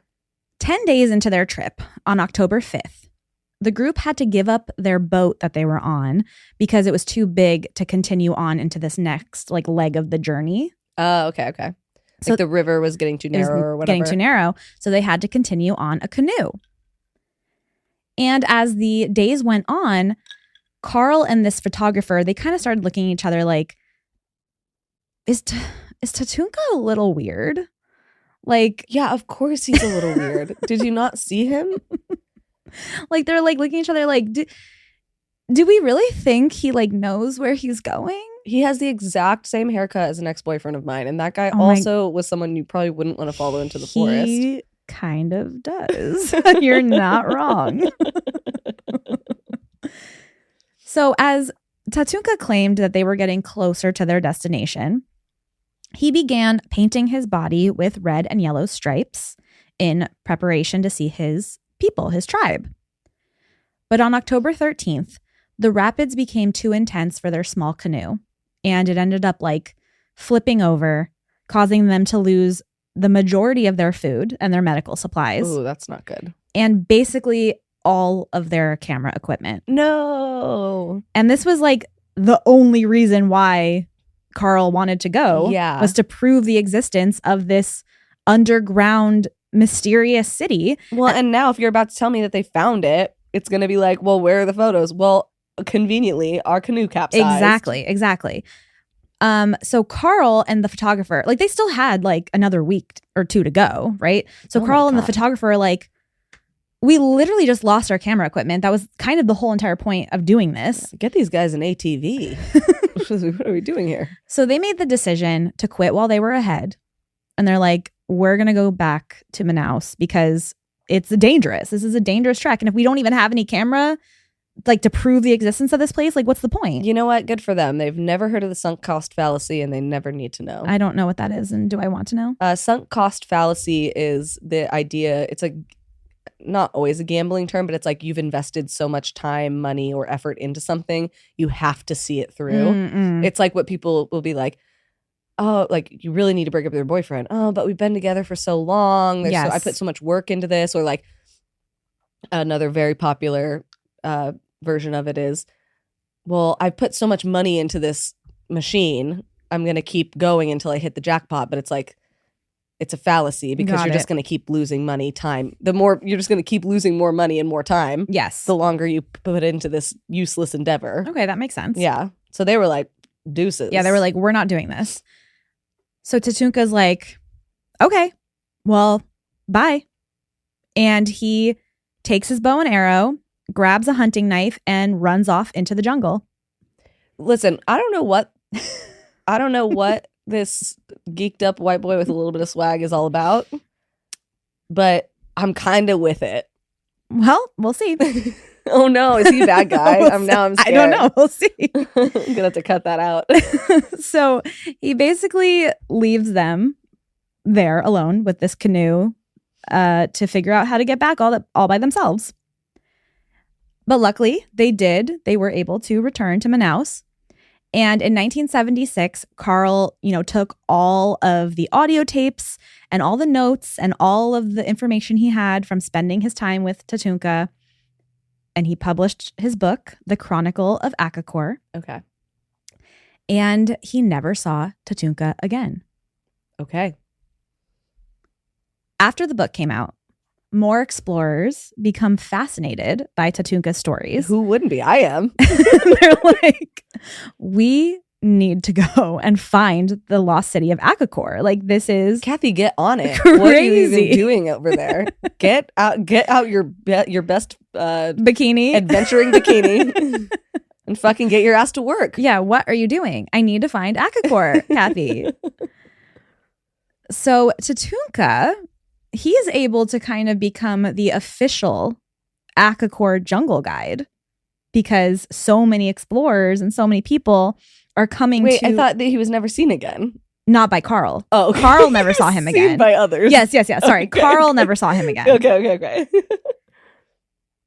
So he becomes like this jungle guide, essentially, because all these people are coming to Manaus and finding him and being like, take me to Akakor. This is incredible. And he's like, absolutely, I'll take you to Akakor. Honestly, if this is a grift, this is the best fucking scam I've ever heard in my life. I'm obsessed with this guy. So he would take these explorers, obviously they would pay him, into the depths of the Amazon rainforest in search of his city. But most of the time, these people would quit before they made it all the way because, like I said, this is a 6-week dangerous journey, and it is not meant for everybody. Guys, I don't know if you know this. Like, if you think Australia has a lot of creatures in it, let me tell you about the rainforest. That's Creaturesville 101. Could never. Have you ever been to the Rainforest Cafe? Have you seen all those little guys everywhere? Imagine them, but it's dark and they want to eat you. Yeah. And they're not animatronic. Maybe they are. We don't know. We don't know. There's so much happening down there. There's alleged underground cities. We don't know what's going on out there. We don't know. So for a few of these explorers, they not only did not make it to Akakor, but they never made it back home either. In 1980, a 28-year-old American man named John Reed went to Brazil to find Tatunca and have him take him to Akakor. So he obviously read this book that Carl Brugger published, and he became obsessed. Yeah. And he was also like really big into like UFOs and all that stuff too. But he was like really obsessed with Akakor. And he finds Tatunca and he's like, please, you need to take me. And Tatunca's like, okay, before I can agree to take you on this expedition, I need you to write letters to the authorities and to members of your family. And I need you to write, that you're going to spend a long time in the jungle and that you have your full trust in me. Can I say something? Absolutely. This seems like something that Elon Musk would fall for. Right. One could only hope. Right. This is reeking of Elon Musk. It kind of is a little bit, yeah. So these letters were eventually sent to his family. And in the last ones, John had wrote that he was only a few days walking distance away from Akakor and that he was safe and that Tatunca was an honest, trustworthy man. How is he getting these letters out there? You'll find out. Okay. So that final letter that was sent to his family and read by them was the last time John Reed had ever been heard from again. Oh, okay. So in one of the letters, he had told his family if anything happened to him, like he got lost in the jungle, something happened. Yeah. Do not send a search party out. Like I don't. Like it's a dangerous trek. Yeah. I know what I'm doing. I know what I'm doing. This is what I want, basically. And after he had been missing for several months, the family was like, okay, well, we have to respect our son's wishes and not search for him because that's literally what he told us to do in the letter. So we're just going to go with that. Yeah. So there was no official investigation or anything into his disappearance. But then almost a decade later, John's sister, she's like, she cannot stop thinking about it. She's like, I need to know what happened to my brother. Like, this is crazy. So she goes to Brazil and she's like, I need to find Tatunca and I need to fucking yell at this man and to ask him where my brother is because this is insane. Yeah, like even if it's just, hey, your brother died or wandered off or whatever, like you need answers. Yeah. I would 100% be like that too. If somebody that I loved just went missing, there's no way I would never sleep until I at least tried. Exactly. Yeah. But when she gets there, she ends up like kind of consulting with a Brazilian lawyer or something. Okay. And they advise her not to meet with Tatunca. They're like, it is too dangerous for you to like do this. Really? Yeah. Okay. But she's informed that when Tatunca came out of the jungle alone without John, that he went to the consulate to deliver these letters that John had wrote. Oh, to make it seem like he was okay. And he also gave them John's dog tags and his ticket back to the United States. Okay. So, like I said, there was no investigation into the disappearance, but when they kind of were like, oh, what happened? Like when they asked Tatunca, like what happened to this man? He said, oh, you know, we were on the water and it got rough. And I told John that we needed to turn around because it was way too dangerous. And John just refused. And he continued on without me. And I have no idea what happened to him. But he had his dog tags. Mm-hmm. Yeah, okay. Suspicious. So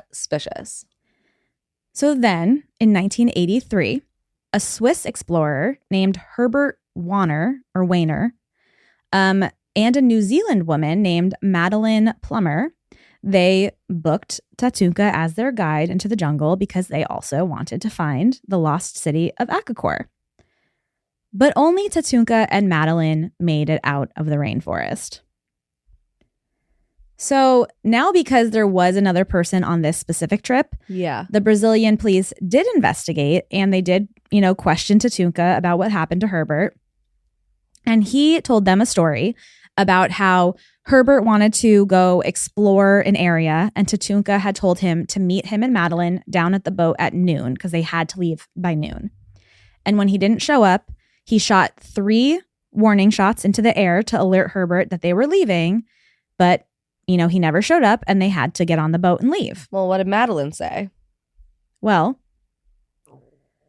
Madeline, I guess her son appeared in a TV documentary called The Curse of Akakor after her death. Mm-hmm. And he told the crew that Madeline told him that Tatunca went to go look for Herbert before they got on the boat. And she heard one singular gunshot. And then Tatunca emerged from the jungle and he was like, couldn't find him. And they left. Okay. To me, I'm like, what is the motive? Well, months later, after Madeline and him came back from the rainforest, a skull was found in the exact area that Herbert had been missing. Okay. And it was found with a bullet hole in the back of its skull. Okay. And it was later identified to be Herbert's. Okay. I just don't. Why? We'll get to some Okay. Yeah, 'cause I'm theories. just like, I just don't understand what the point would be, especially if you're robbing them or whatever, you would kill both of them. Why would you leave like a witness alive? Like, I don't know. It all just seems so fucking weird. No, it is weird. And that's a really good question. Yeah. Because I don't know the answer to I that guess you either. could just be crazy. In 1987, a Swedish yoga instructor named Christine Hauser also went to Brazil to find Tatunca to take her to Akakor. And she wrote a letter to her friends stating that Tatunca had invited her to spend 2 months with him on this expedition. Mm-hmm. But of course, she was never seen or heard from again. Okay. So when Tatunca was questioned about the whereabouts of Christine, he stated that she tried to offer to sleep with him instead of paying for the trip with like actual money. Uh-huh. And he was so offended by this that he forced her to get off of his boat, and he left her at the boat's dock, and he drove away, and he never saw her again. Yeah, right, buddy. Okay. So clearly there's something fishy going on here with Tatunca. But kind of like you just said, it's really weird that only a few of these people would go missing or die, and then like some were totally fine and would come back and make it out of the jungle, or be like, oh, it was too dangerous of a trek, so we didn't make it to the entrance of Akakor. I mean, the most shocking one is just that there were two people on the trip together. No, absolutely. Didn't even know each other, and one doesn't and one does. Like, that's weird. I just don't understand. I don't know either. Yeah. So even weirder, remember the journalist Carl Brugger? Yeah. Who wrote the book, The Chronicles of Akakor? Literally wrote the book on it. He literally wrote the book on this. In 1984, he was in Rio, allegedly preparing to go back to Manaus because he wanted to find Tatunca and actually really try the expedition again and make it to Akakor. But before he could get to Manaus, he was randomly shot and killed by an unknown man. I don't. What is happening? I here, don't know, brother. It's really weird. So the police, they kind of put out, they were like, well, the motive must have been robbery, but the gunman ran off with nothing and didn't steal anything from him. And he had all of his money. And I mean, I know it's not a very safe city, right? But like, what are the odds? Yeah, that's that he really was literally strange. about to go see Tatunca again. No, that's really strange. So before we continue on a little bit, what the fuck is going on? Like, what that's do what you I'm saying. think? I don't like none of it. Like, clearly, he's up to no good. He's nefarious. Yes, and he's a liar, right? Because he didn't take a single person to actually to the place. Well, because this place probably does doesn't not exist. That's what I'm saying. Like, he's a liar. But like, what is it? What is he doing? Where was he? Was he just living in the jungle and then saved these people and was like, maybe I got a new career popping? Well, I have a little bit of a theory. You have a theory? That. Okay. Yeah. And then I just don't understand because he doesn't seem to be like robbing these people. No, he's taking their money. They're paying him. No, I know, but I mean, like, then why kill them? Yeah, I don't know. And why, like, and once again, I feel like he was killing them because he was like, oh, these guys are getting too close and they're going to realize it's like, I'm scamming. Why would he only kill one of them? Yeah, I don't know. Like that, like, it's just all very confusing. What I'm thinking is he only killed one because he's trying, like, if he, like, let's say he's a serial killer, he doesn't want to get found out, so he can't kill both. Okay, so you think he just likes the act of killing? Like, maybe it's for the joy, it's for the love of the game. Maybe. What else could it be? No, that's what I'm saying. Yeah. Like, it would literally have to be that because there doesn't seem to be any like other motive. Yeah. Like, he's not sexually assaulting these women. He's not just killing everyone he has the opportunity to. He seems to be selectively. Right. Because some people are fine. And some people, you know, aside from obviously Herbert, who was killed by a gunshot wound, like we literally found that out. Yeah. But the other two people who just went missing, like, people were like, well, maybe Akakor really is a real place, and you know, this tribe will kill any visitors upon their arrival. So they think that, like, they literally just got killed there and by the tribe. Yeah. But no, this man is not from this ancient underground mysterious city. I don't understand what the motivation would be, because like even serial killers have motivation, like whether it's psychosexual or something, you know what I mean? Like there doesn't seem to be any like rhyme or reason. The only thing maybe for like, I mean, this is literally just a speculation because we have no fucking idea, but the only thing I could think of is like maybe they discovered the truth and he had to kill them. But like if that guy Herbert discovered the truth, like he was with Madeline, she would have also discovered the truth, or would have been like privy to, at least I would think, some conversations.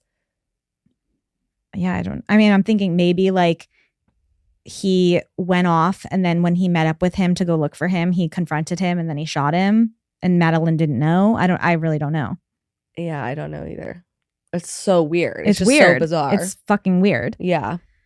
So Tatunca, con man, murderer, murderous con man. Well, clearly all three, all of the above, ding, ding, ding. But like, what? I just don't, it's like, I don't understand it. It's making me pissing me off. I don't understand it either. But we do possibly know who Tatunca is. Okay, really? Okay, spill. So, according to West German authorities, they believe that Tatunca is a German man named Hans Gunther Hawk. So experts, German ass name. He's very German. So experts, oh damn, the fucking photo that I had was on my phone. I gotta look it up now. Oh, stupid me. So experts have studied photos of Gunther that they have from when he was like a teenager and in his early 20s, and compared them to the photos of Tatunca. And they are very certain that this is the same person. Okay. So I'm going to show you. Hit me up, girl. Let's see it. Okay. This is Tatunca. God damn. I know, he's pretty attractive, actually. I didn't know you were going to be showing me a thirst trap. These photos will be on Instagram and YouTube also. Yeah, he's a very he's looking hunky there. He's pretty hunky. He's a good looking man. He got a nice haircut. He looks way more normal. You're all over the place. I'm all over the place. Okay.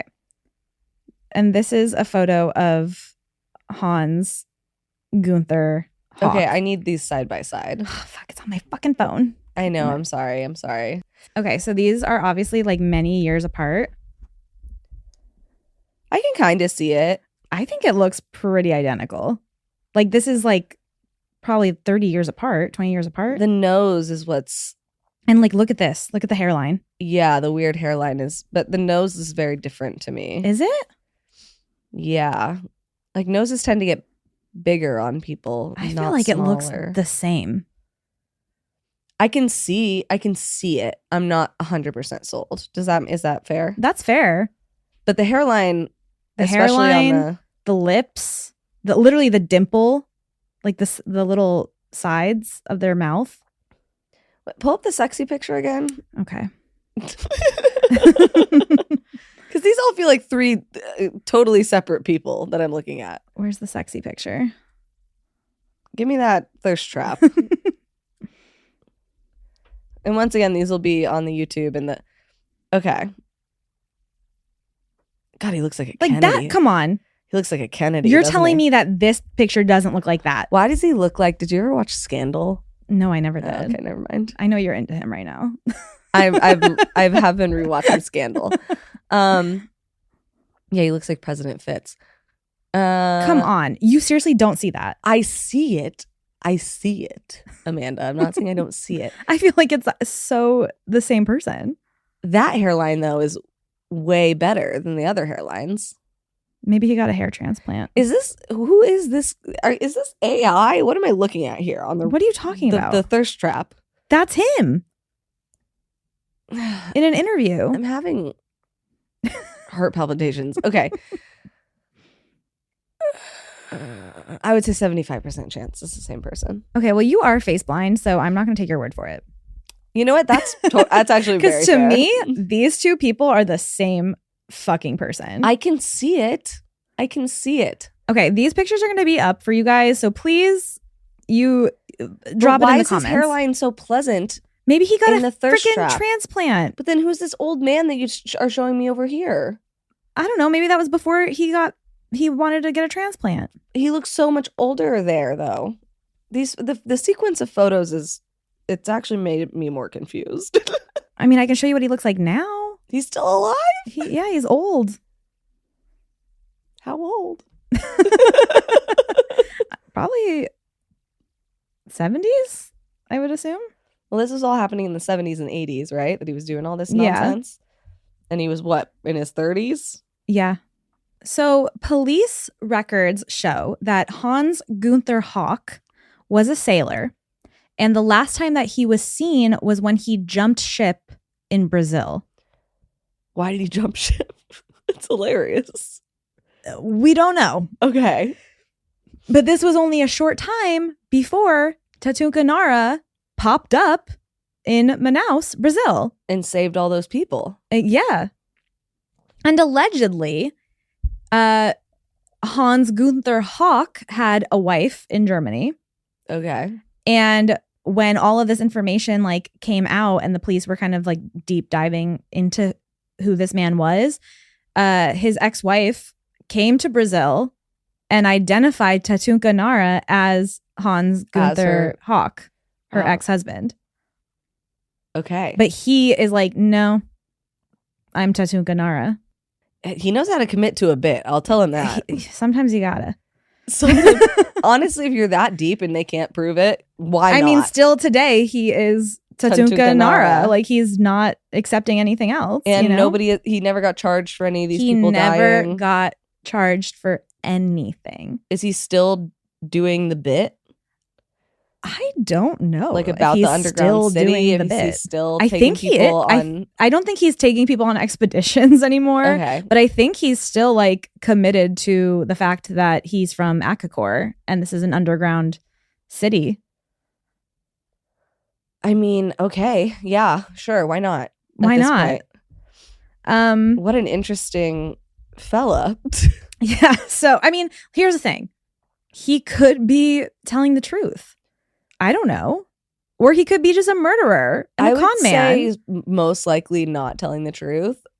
Whether or not he's a murderer, I feel like is definitely up for debate. I mean, listen, there's other tribes, right? Yeah. So Herbert could have easily been killed by somebody else. Yeah, or just anybody else wandering the fuck around. Yeah. And I think the problem is that his stories like were changing so much.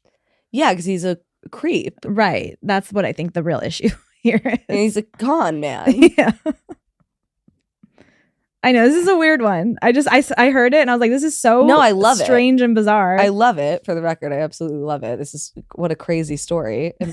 And, but yeah, like I don't know. Obviously, I don't know if he murdered anybody. I would say like obviously he's the number one. I mean, it's not sounding great for Tatunca.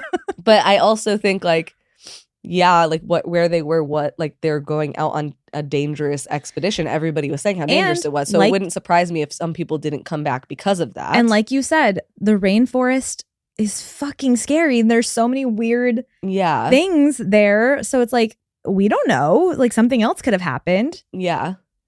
And if not everybody, like other people went on expeditions and came back. Yeah. So it's not like he was just, batting 10 for 10. Yeah. So I don't know, man. That's confusing. I don't know either. But he he never got charged with anything and he's just fucking living his best life. Huh. Good for you. But there was a TV show called The Curse of Akakor where a group of investigators were like trying to. I feel like I vaguely remember that. It was like on Discovery or something. Because I used to watch all those dumb shows. Yeah, that's why I thought you would. Yeah, like River know Monsters what this was. and stuff. Yeah. Like, I loved all that shit. Yeah. Huh. And if Akakor, if that name does sound familiar to anybody, it's because that it is a city that is based on. Or this, possibly imaginary city is talked about in Indiana Jones and the Crystal Skull. Yes. Okay. But they call it Akator. But it is based off of this. Yeah. Actually, unpopular opinion, I liked that movie. I actually have never seen that one. Oh, it's good. That's with Shia LaBeouf. Yeah, people were like I don't know why people were hating on it so much. It was actually a very decent movie. I've seen all the other Indiana Jones with Harrison Ford, so I should probably watch that one. Yeah. I didn't hate it. I don't know. People really hated it, and I thought it wasn't like, I mean, nothing's ever going to beat the old ones, right? But like, it's still an Indiana Jones movie. It's hard to beat. Love Indiana. But yeah, that is Tatunca Nara and the lost city of Akakor. And we still don't really understand it or know what it is. You go, boy? Question mark? Or go to jail, boy? Yeah, or are you supposed to be in prison? I don't know. Yeah, I don't know either. But either way, Cassidy thinks you're hot, so. Well, I'm a person with eyes. I don't know what to tell you. I mean, you'll see the photos. No, I mean, this picture in particular is a really good looking. Yeah, you show me like a thirst trap. He's like all shirtless and muscly and stuff. A vein in his arm. It's like he's got a vein. No, he looks good. It's like a candid. I don't even know. Like, I don't know what's happening to me. I'm sick right now. Okay, I'm defenseless. She can't think straight. I can't think straight, and you're putting these veiny arms in my eyes. I don't know what's happening. Well, I really liked that one. That was. I'm gonna be Googling this one. Honestly, there's so much more information. Oh, I can only imagine. Like, obviously, I had to condense rabbit hole ones. Yeah. Like, there's other theories. There's people saying that he was just, an absolute. He had a lot of mental illnesses. Yeah. So there's so many more things to look into with that one. So go down the rabbit hole. I guess I gotta. I think you gotta. I don't know. This is like one of the. I usually have like an opinion. You know what I mean? This is a hard. For the first time ever in my entire life. I have no idea. It's very confusing. Wow. Okay. Well, thank you for sharing that. You're welcome. I love you. I love you. How about we round this out with a listener story? Let's do it. All right. So this is from Saskia P. Hello, Saskia. Cool name. We have talked about you before, I think. We have. So the title of this is New Zealand Skinwalker /ghost / lost old man with an iPad ? Oh. Hey, girls. I'm Saskia. I'm listening to your episodes for the third time because I just can't get enough. And also can't find another podcast as good as yours. XOXO. Aw. Thanks, girl. I've introduced my friend to you guys as well, so we have decided to write a listener story together. Ooh. I live in the... Oh, boy. Okay. Sound it out. Wekatakere Ranges in West Auckland, New Zealand. Okay, I like it. Oh, pronounced. God, I love you already. Waitakere in Auckland. Perfect. Thank you. I love you for that because I literally, the second I see more than like a few letters, my dyslexia is like, just start making noises with your mouth as fast as you can. Okay. It is a beautiful place, but it has a lot of dark history. Many people have gone missing in the area and many bodies have been dumped over the years, as it's just very dense bush for Ks and Ks, aka miles and miles. In March of 2019, a few friends and I were at a friend's birthday party at a house in the bush, the woods, I guess you would say in America. I was the sober driver and was driving my friends to my house to stay for the night, which is about 10 minutes away deeper into the bush. It was about 3 a.m. at this point, and the drive was through a very narrow and winding road full of blind corners called the Scenic Drive. If you Google Scenic Drive and ranges, you kind of get the vibe. Just a very, very long, winding road surrounded by bush. All right. At first, there are streetlights and houses, but as you turn a corner, the houses and streetlights suddenly stop and the road becomes very dark and isolated. And this is where we saw him. No. As I drove around the first corner and then rounded the second, we saw him. A man standing in the middle of the road with his back to us. He looked old from what we could see, with grayish white hair, wearing jeans and a blue-colored shirt. Could have been me. He's so old. I cannot believe how old you are. One of the most unusual parts was that he had kind of a glow about him. It's the plasma. It's the plasma. He's plasma for sure. Oh my gosh. He's plasma'd up. As if he were holding an iPad Pro on full brightness on a blank note in front of him. The other unusual thing is when the headlights hit him, he didn't even react or flinch. I had to swerve to avoid hitting him. Instantly, my friend, Sky, was in the front passenger, and I felt a mix of pure dread, as in fight or flight. As we looked in the rearview mirror, he stayed completely still, but we still couldn't make out his face. So he's definitely not holding an iPad, is what I'm hearing. Yeah. My friend and I, being smart girls, wanted to keep driving to get us home as soon as possible. But of course, our guy friends wanted to go back and talk to him. No fucking way. Not happening. Okay, Tatunca Nara. After talking to our friends the next day, we found out that multiple other people, our arch nemesis, aka OM, aka Oratia Mafia. I'll get into that another time. What?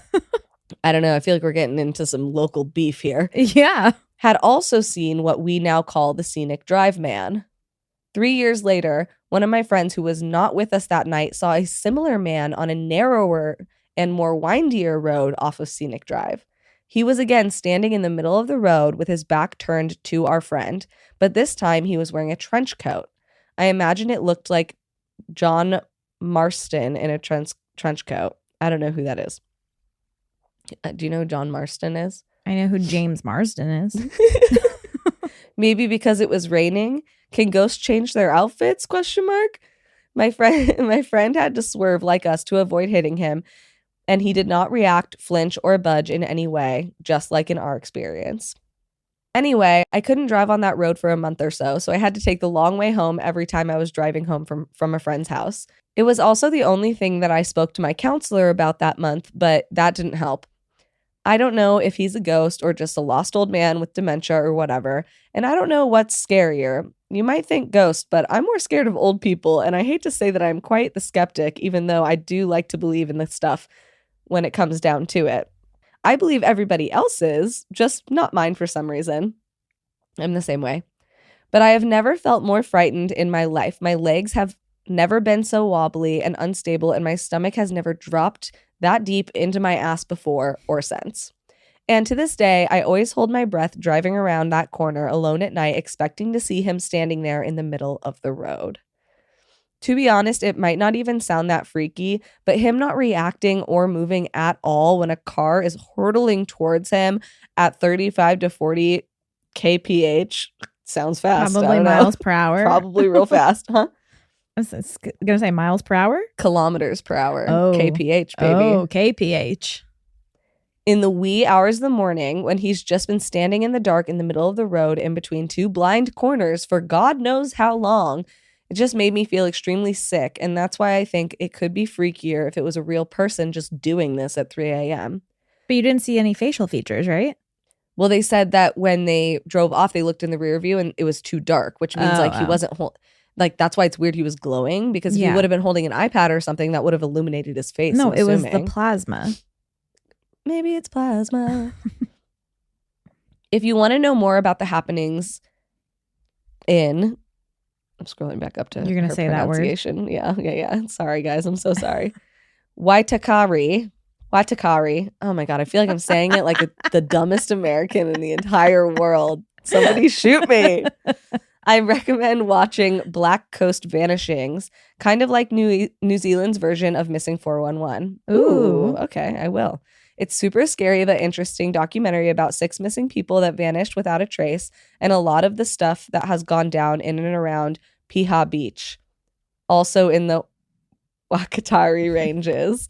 Also, if you Google Wakatari Ranges history, there is a 2018 article about some of the women whose bodies have been dumped along or near Scenic Drive. Oh my goodness. So although it's a beautiful place and my favorite road to drive on, it does have some dark and very sad history, and some may say a very dark energy. Hope you read and like my story, because it's the only thing that's ever activated my fight or flight, And I've always wanted to write a listener story, so we thought that this one would be perfect for you too. From Saskia and Sky. Oh, thank you, Thank you, guys. Okay, I have a theory. Okay, tell me. Okay, so like everyone's talking about how they have to like swerve around this guy, right, to not hit him. What if like the point of this ghost or like demon or whatever is to try and make you crash your car like into the bush? Yeah. And then it Gets you. Yeah. Yeah. And then it just like turns into like that big mouth, like, Yeah. and eats you. And eats you. Yeah. Eats you, eats your soul, scares you to death. I don't know what they're into. I don't know their Well, any way kinks. that one of those like kind of demons scares you is kind of its way of eating you. Yeah, it's like how it Taking gets your off. soul, It's like a big jerk off. Yeah, like in fest. Smile. Yeah, exactly. That's what I think. No, that's good. I like that. And good on you for not letting the boys convince you to turn around, because hello, that's stupid. That is stupid. That's the beginning of a horror movie. That's right. Actually, I had like a very similar, not similar experience, but I had an experience like this once. I think I've talked about it on the podcast before. I was driving home from a party with my brother and my cousin is a nurse. And I can't remember if I was driving or my brother was. I'm going to assume that I was, because I think I was underage, so it's probably the DD. But we were driving back to my dad's house, and my dad at the time lived really way out in the middle of nowhere. You remember the house, the one you went to. Oh, yeah. Oh, Yeah. the haunted one. Yeah. Yeah. But it was like dark. There was no, like on all the roads leading there's no street lights, nothing. And there's all these canals and like dirt roads everywhere. So we're driving back to my dad's house, and as we're driving, beep, beep, beep, here's me driving, our lights come up on a woman laying face down in the dirt. I think you told me about this. Yeah. Yeah. Face down in the dirt. And it was so shocking to see that, like, we drove past and I was like, that was so scary. What the fuck was that? And like I said, my cousin Nina, she is a nurse. And so she goes, we have to turn around. Yeah. And I was like, I'm not fucking turning around. She was like, Cassie, I took like an oath. And I was like, oh my God. Like, and also like, yeah, if you see a person, you should probably turn around. But it was like, so like it was laying, like they were laying face down in the dirt, like not in a natural way. Like their arms and legs were straight, like they were planking. It was like that kind of thing. So it wasn't even like they were laying down, like looked like they fell or they got hit. Like they were like stiff as a board, like feet pointed. Yeah, you like thought it looked like they were doing it on purpose. Yeah. And I was like, I'm not fucking turning around. She was like, you literally have to. Like, I took an oath. Like, I have to help people. And I was like, oh my God, I hate being friends with people who are good people. And then so I can make a U-turn. And like, it's maybe been 20 seconds, right? I make a U-turn, we turn around, and they're gone. Yeah. I remember you telling me that. So creepy. Yeah, that's really creepy. So creepy. And like, once again, this is it was right next to the haunted palm tree farm. Nope. Yeah. The one that you tried to make me walk down and I couldn't do it. But yeah, there's like no lights. There's no sidewalks. There's no reason anybody would even be walking over there at all. It's like, it's all just like fields and like farmland, basically. Yeah, it was very freaky. But thank you for sending that in, Saskia and Sky. Also, I don't know why, but that made me remember, I forgot to mention in my story that I texted Kathy and asked her if she had ever heard of this. And she said, oh yeah, it's the Bermuda Triangle here. Oh, really? Yeah. Okay. She said that area, like people go missing all the time. Specifically that area. Okay. Interesting. Like that was literally what she said. She said, it's the Bermuda Triangle here. I feel like I need to look up and just like read the story of him saving those people. Yeah. Well, that was the thing too, is like, I wasn't sure if that was true or not. And then I like was trying to, I literally Googled Tatunca Nara saving Brazilian officials. And that's when I came upon like 2 more articles that said, oh yeah. And Carl Brugger like confirmed it. And I was like, okay, but in a lot of the other articles, they didn't even mention it. So I was like, what? Yeah, what's the truth here? Weird. And then I'm thinking, what is the truth? Well, then I'm thinking maybe like he is like working for the government somehow and like getting rid of people. I don't know. Yeah. Sorry. Maybe, there's like, there's just so much to that story. It's no, like that's weird. a lot. That's a lot. Thank you for sharing that with us, Saskia and Sky. New Zealand is definitely a bucket list That's for me. literally a bucket list place. I want to go there I so want to bad. go. I know I'm so fucking basic, but I want to go to the Lord of Me too. I want to do the Lord of the Rings thing so I've only bad. seen Lord of the Rings once, and I want to go to Hobbiton so bad. And I want to do, well, they have like a whole like trek you can do where you see all the cool places that they like shot at. And I really want to do that. Well, you know I love movie sets. Yeah. It's my favorite thing on the planet. Not even movie sets, just like, because they, you know, they're like in the mountains. No, and yeah, they're I in would the go. woods. Like I want to see it all. It's like my dream vacation because I love hiking and I love Lord of the Rings. Yeah. Yeah. But thank you. If you guys have a story you would like to share with us, you can do that at dtkpod.com/contact. You can send in any sort of spooky dream situation, weird encounters, paranormal. This is a safe place. Literally anything you want. We really are not very picky. No. It turns out. We're not.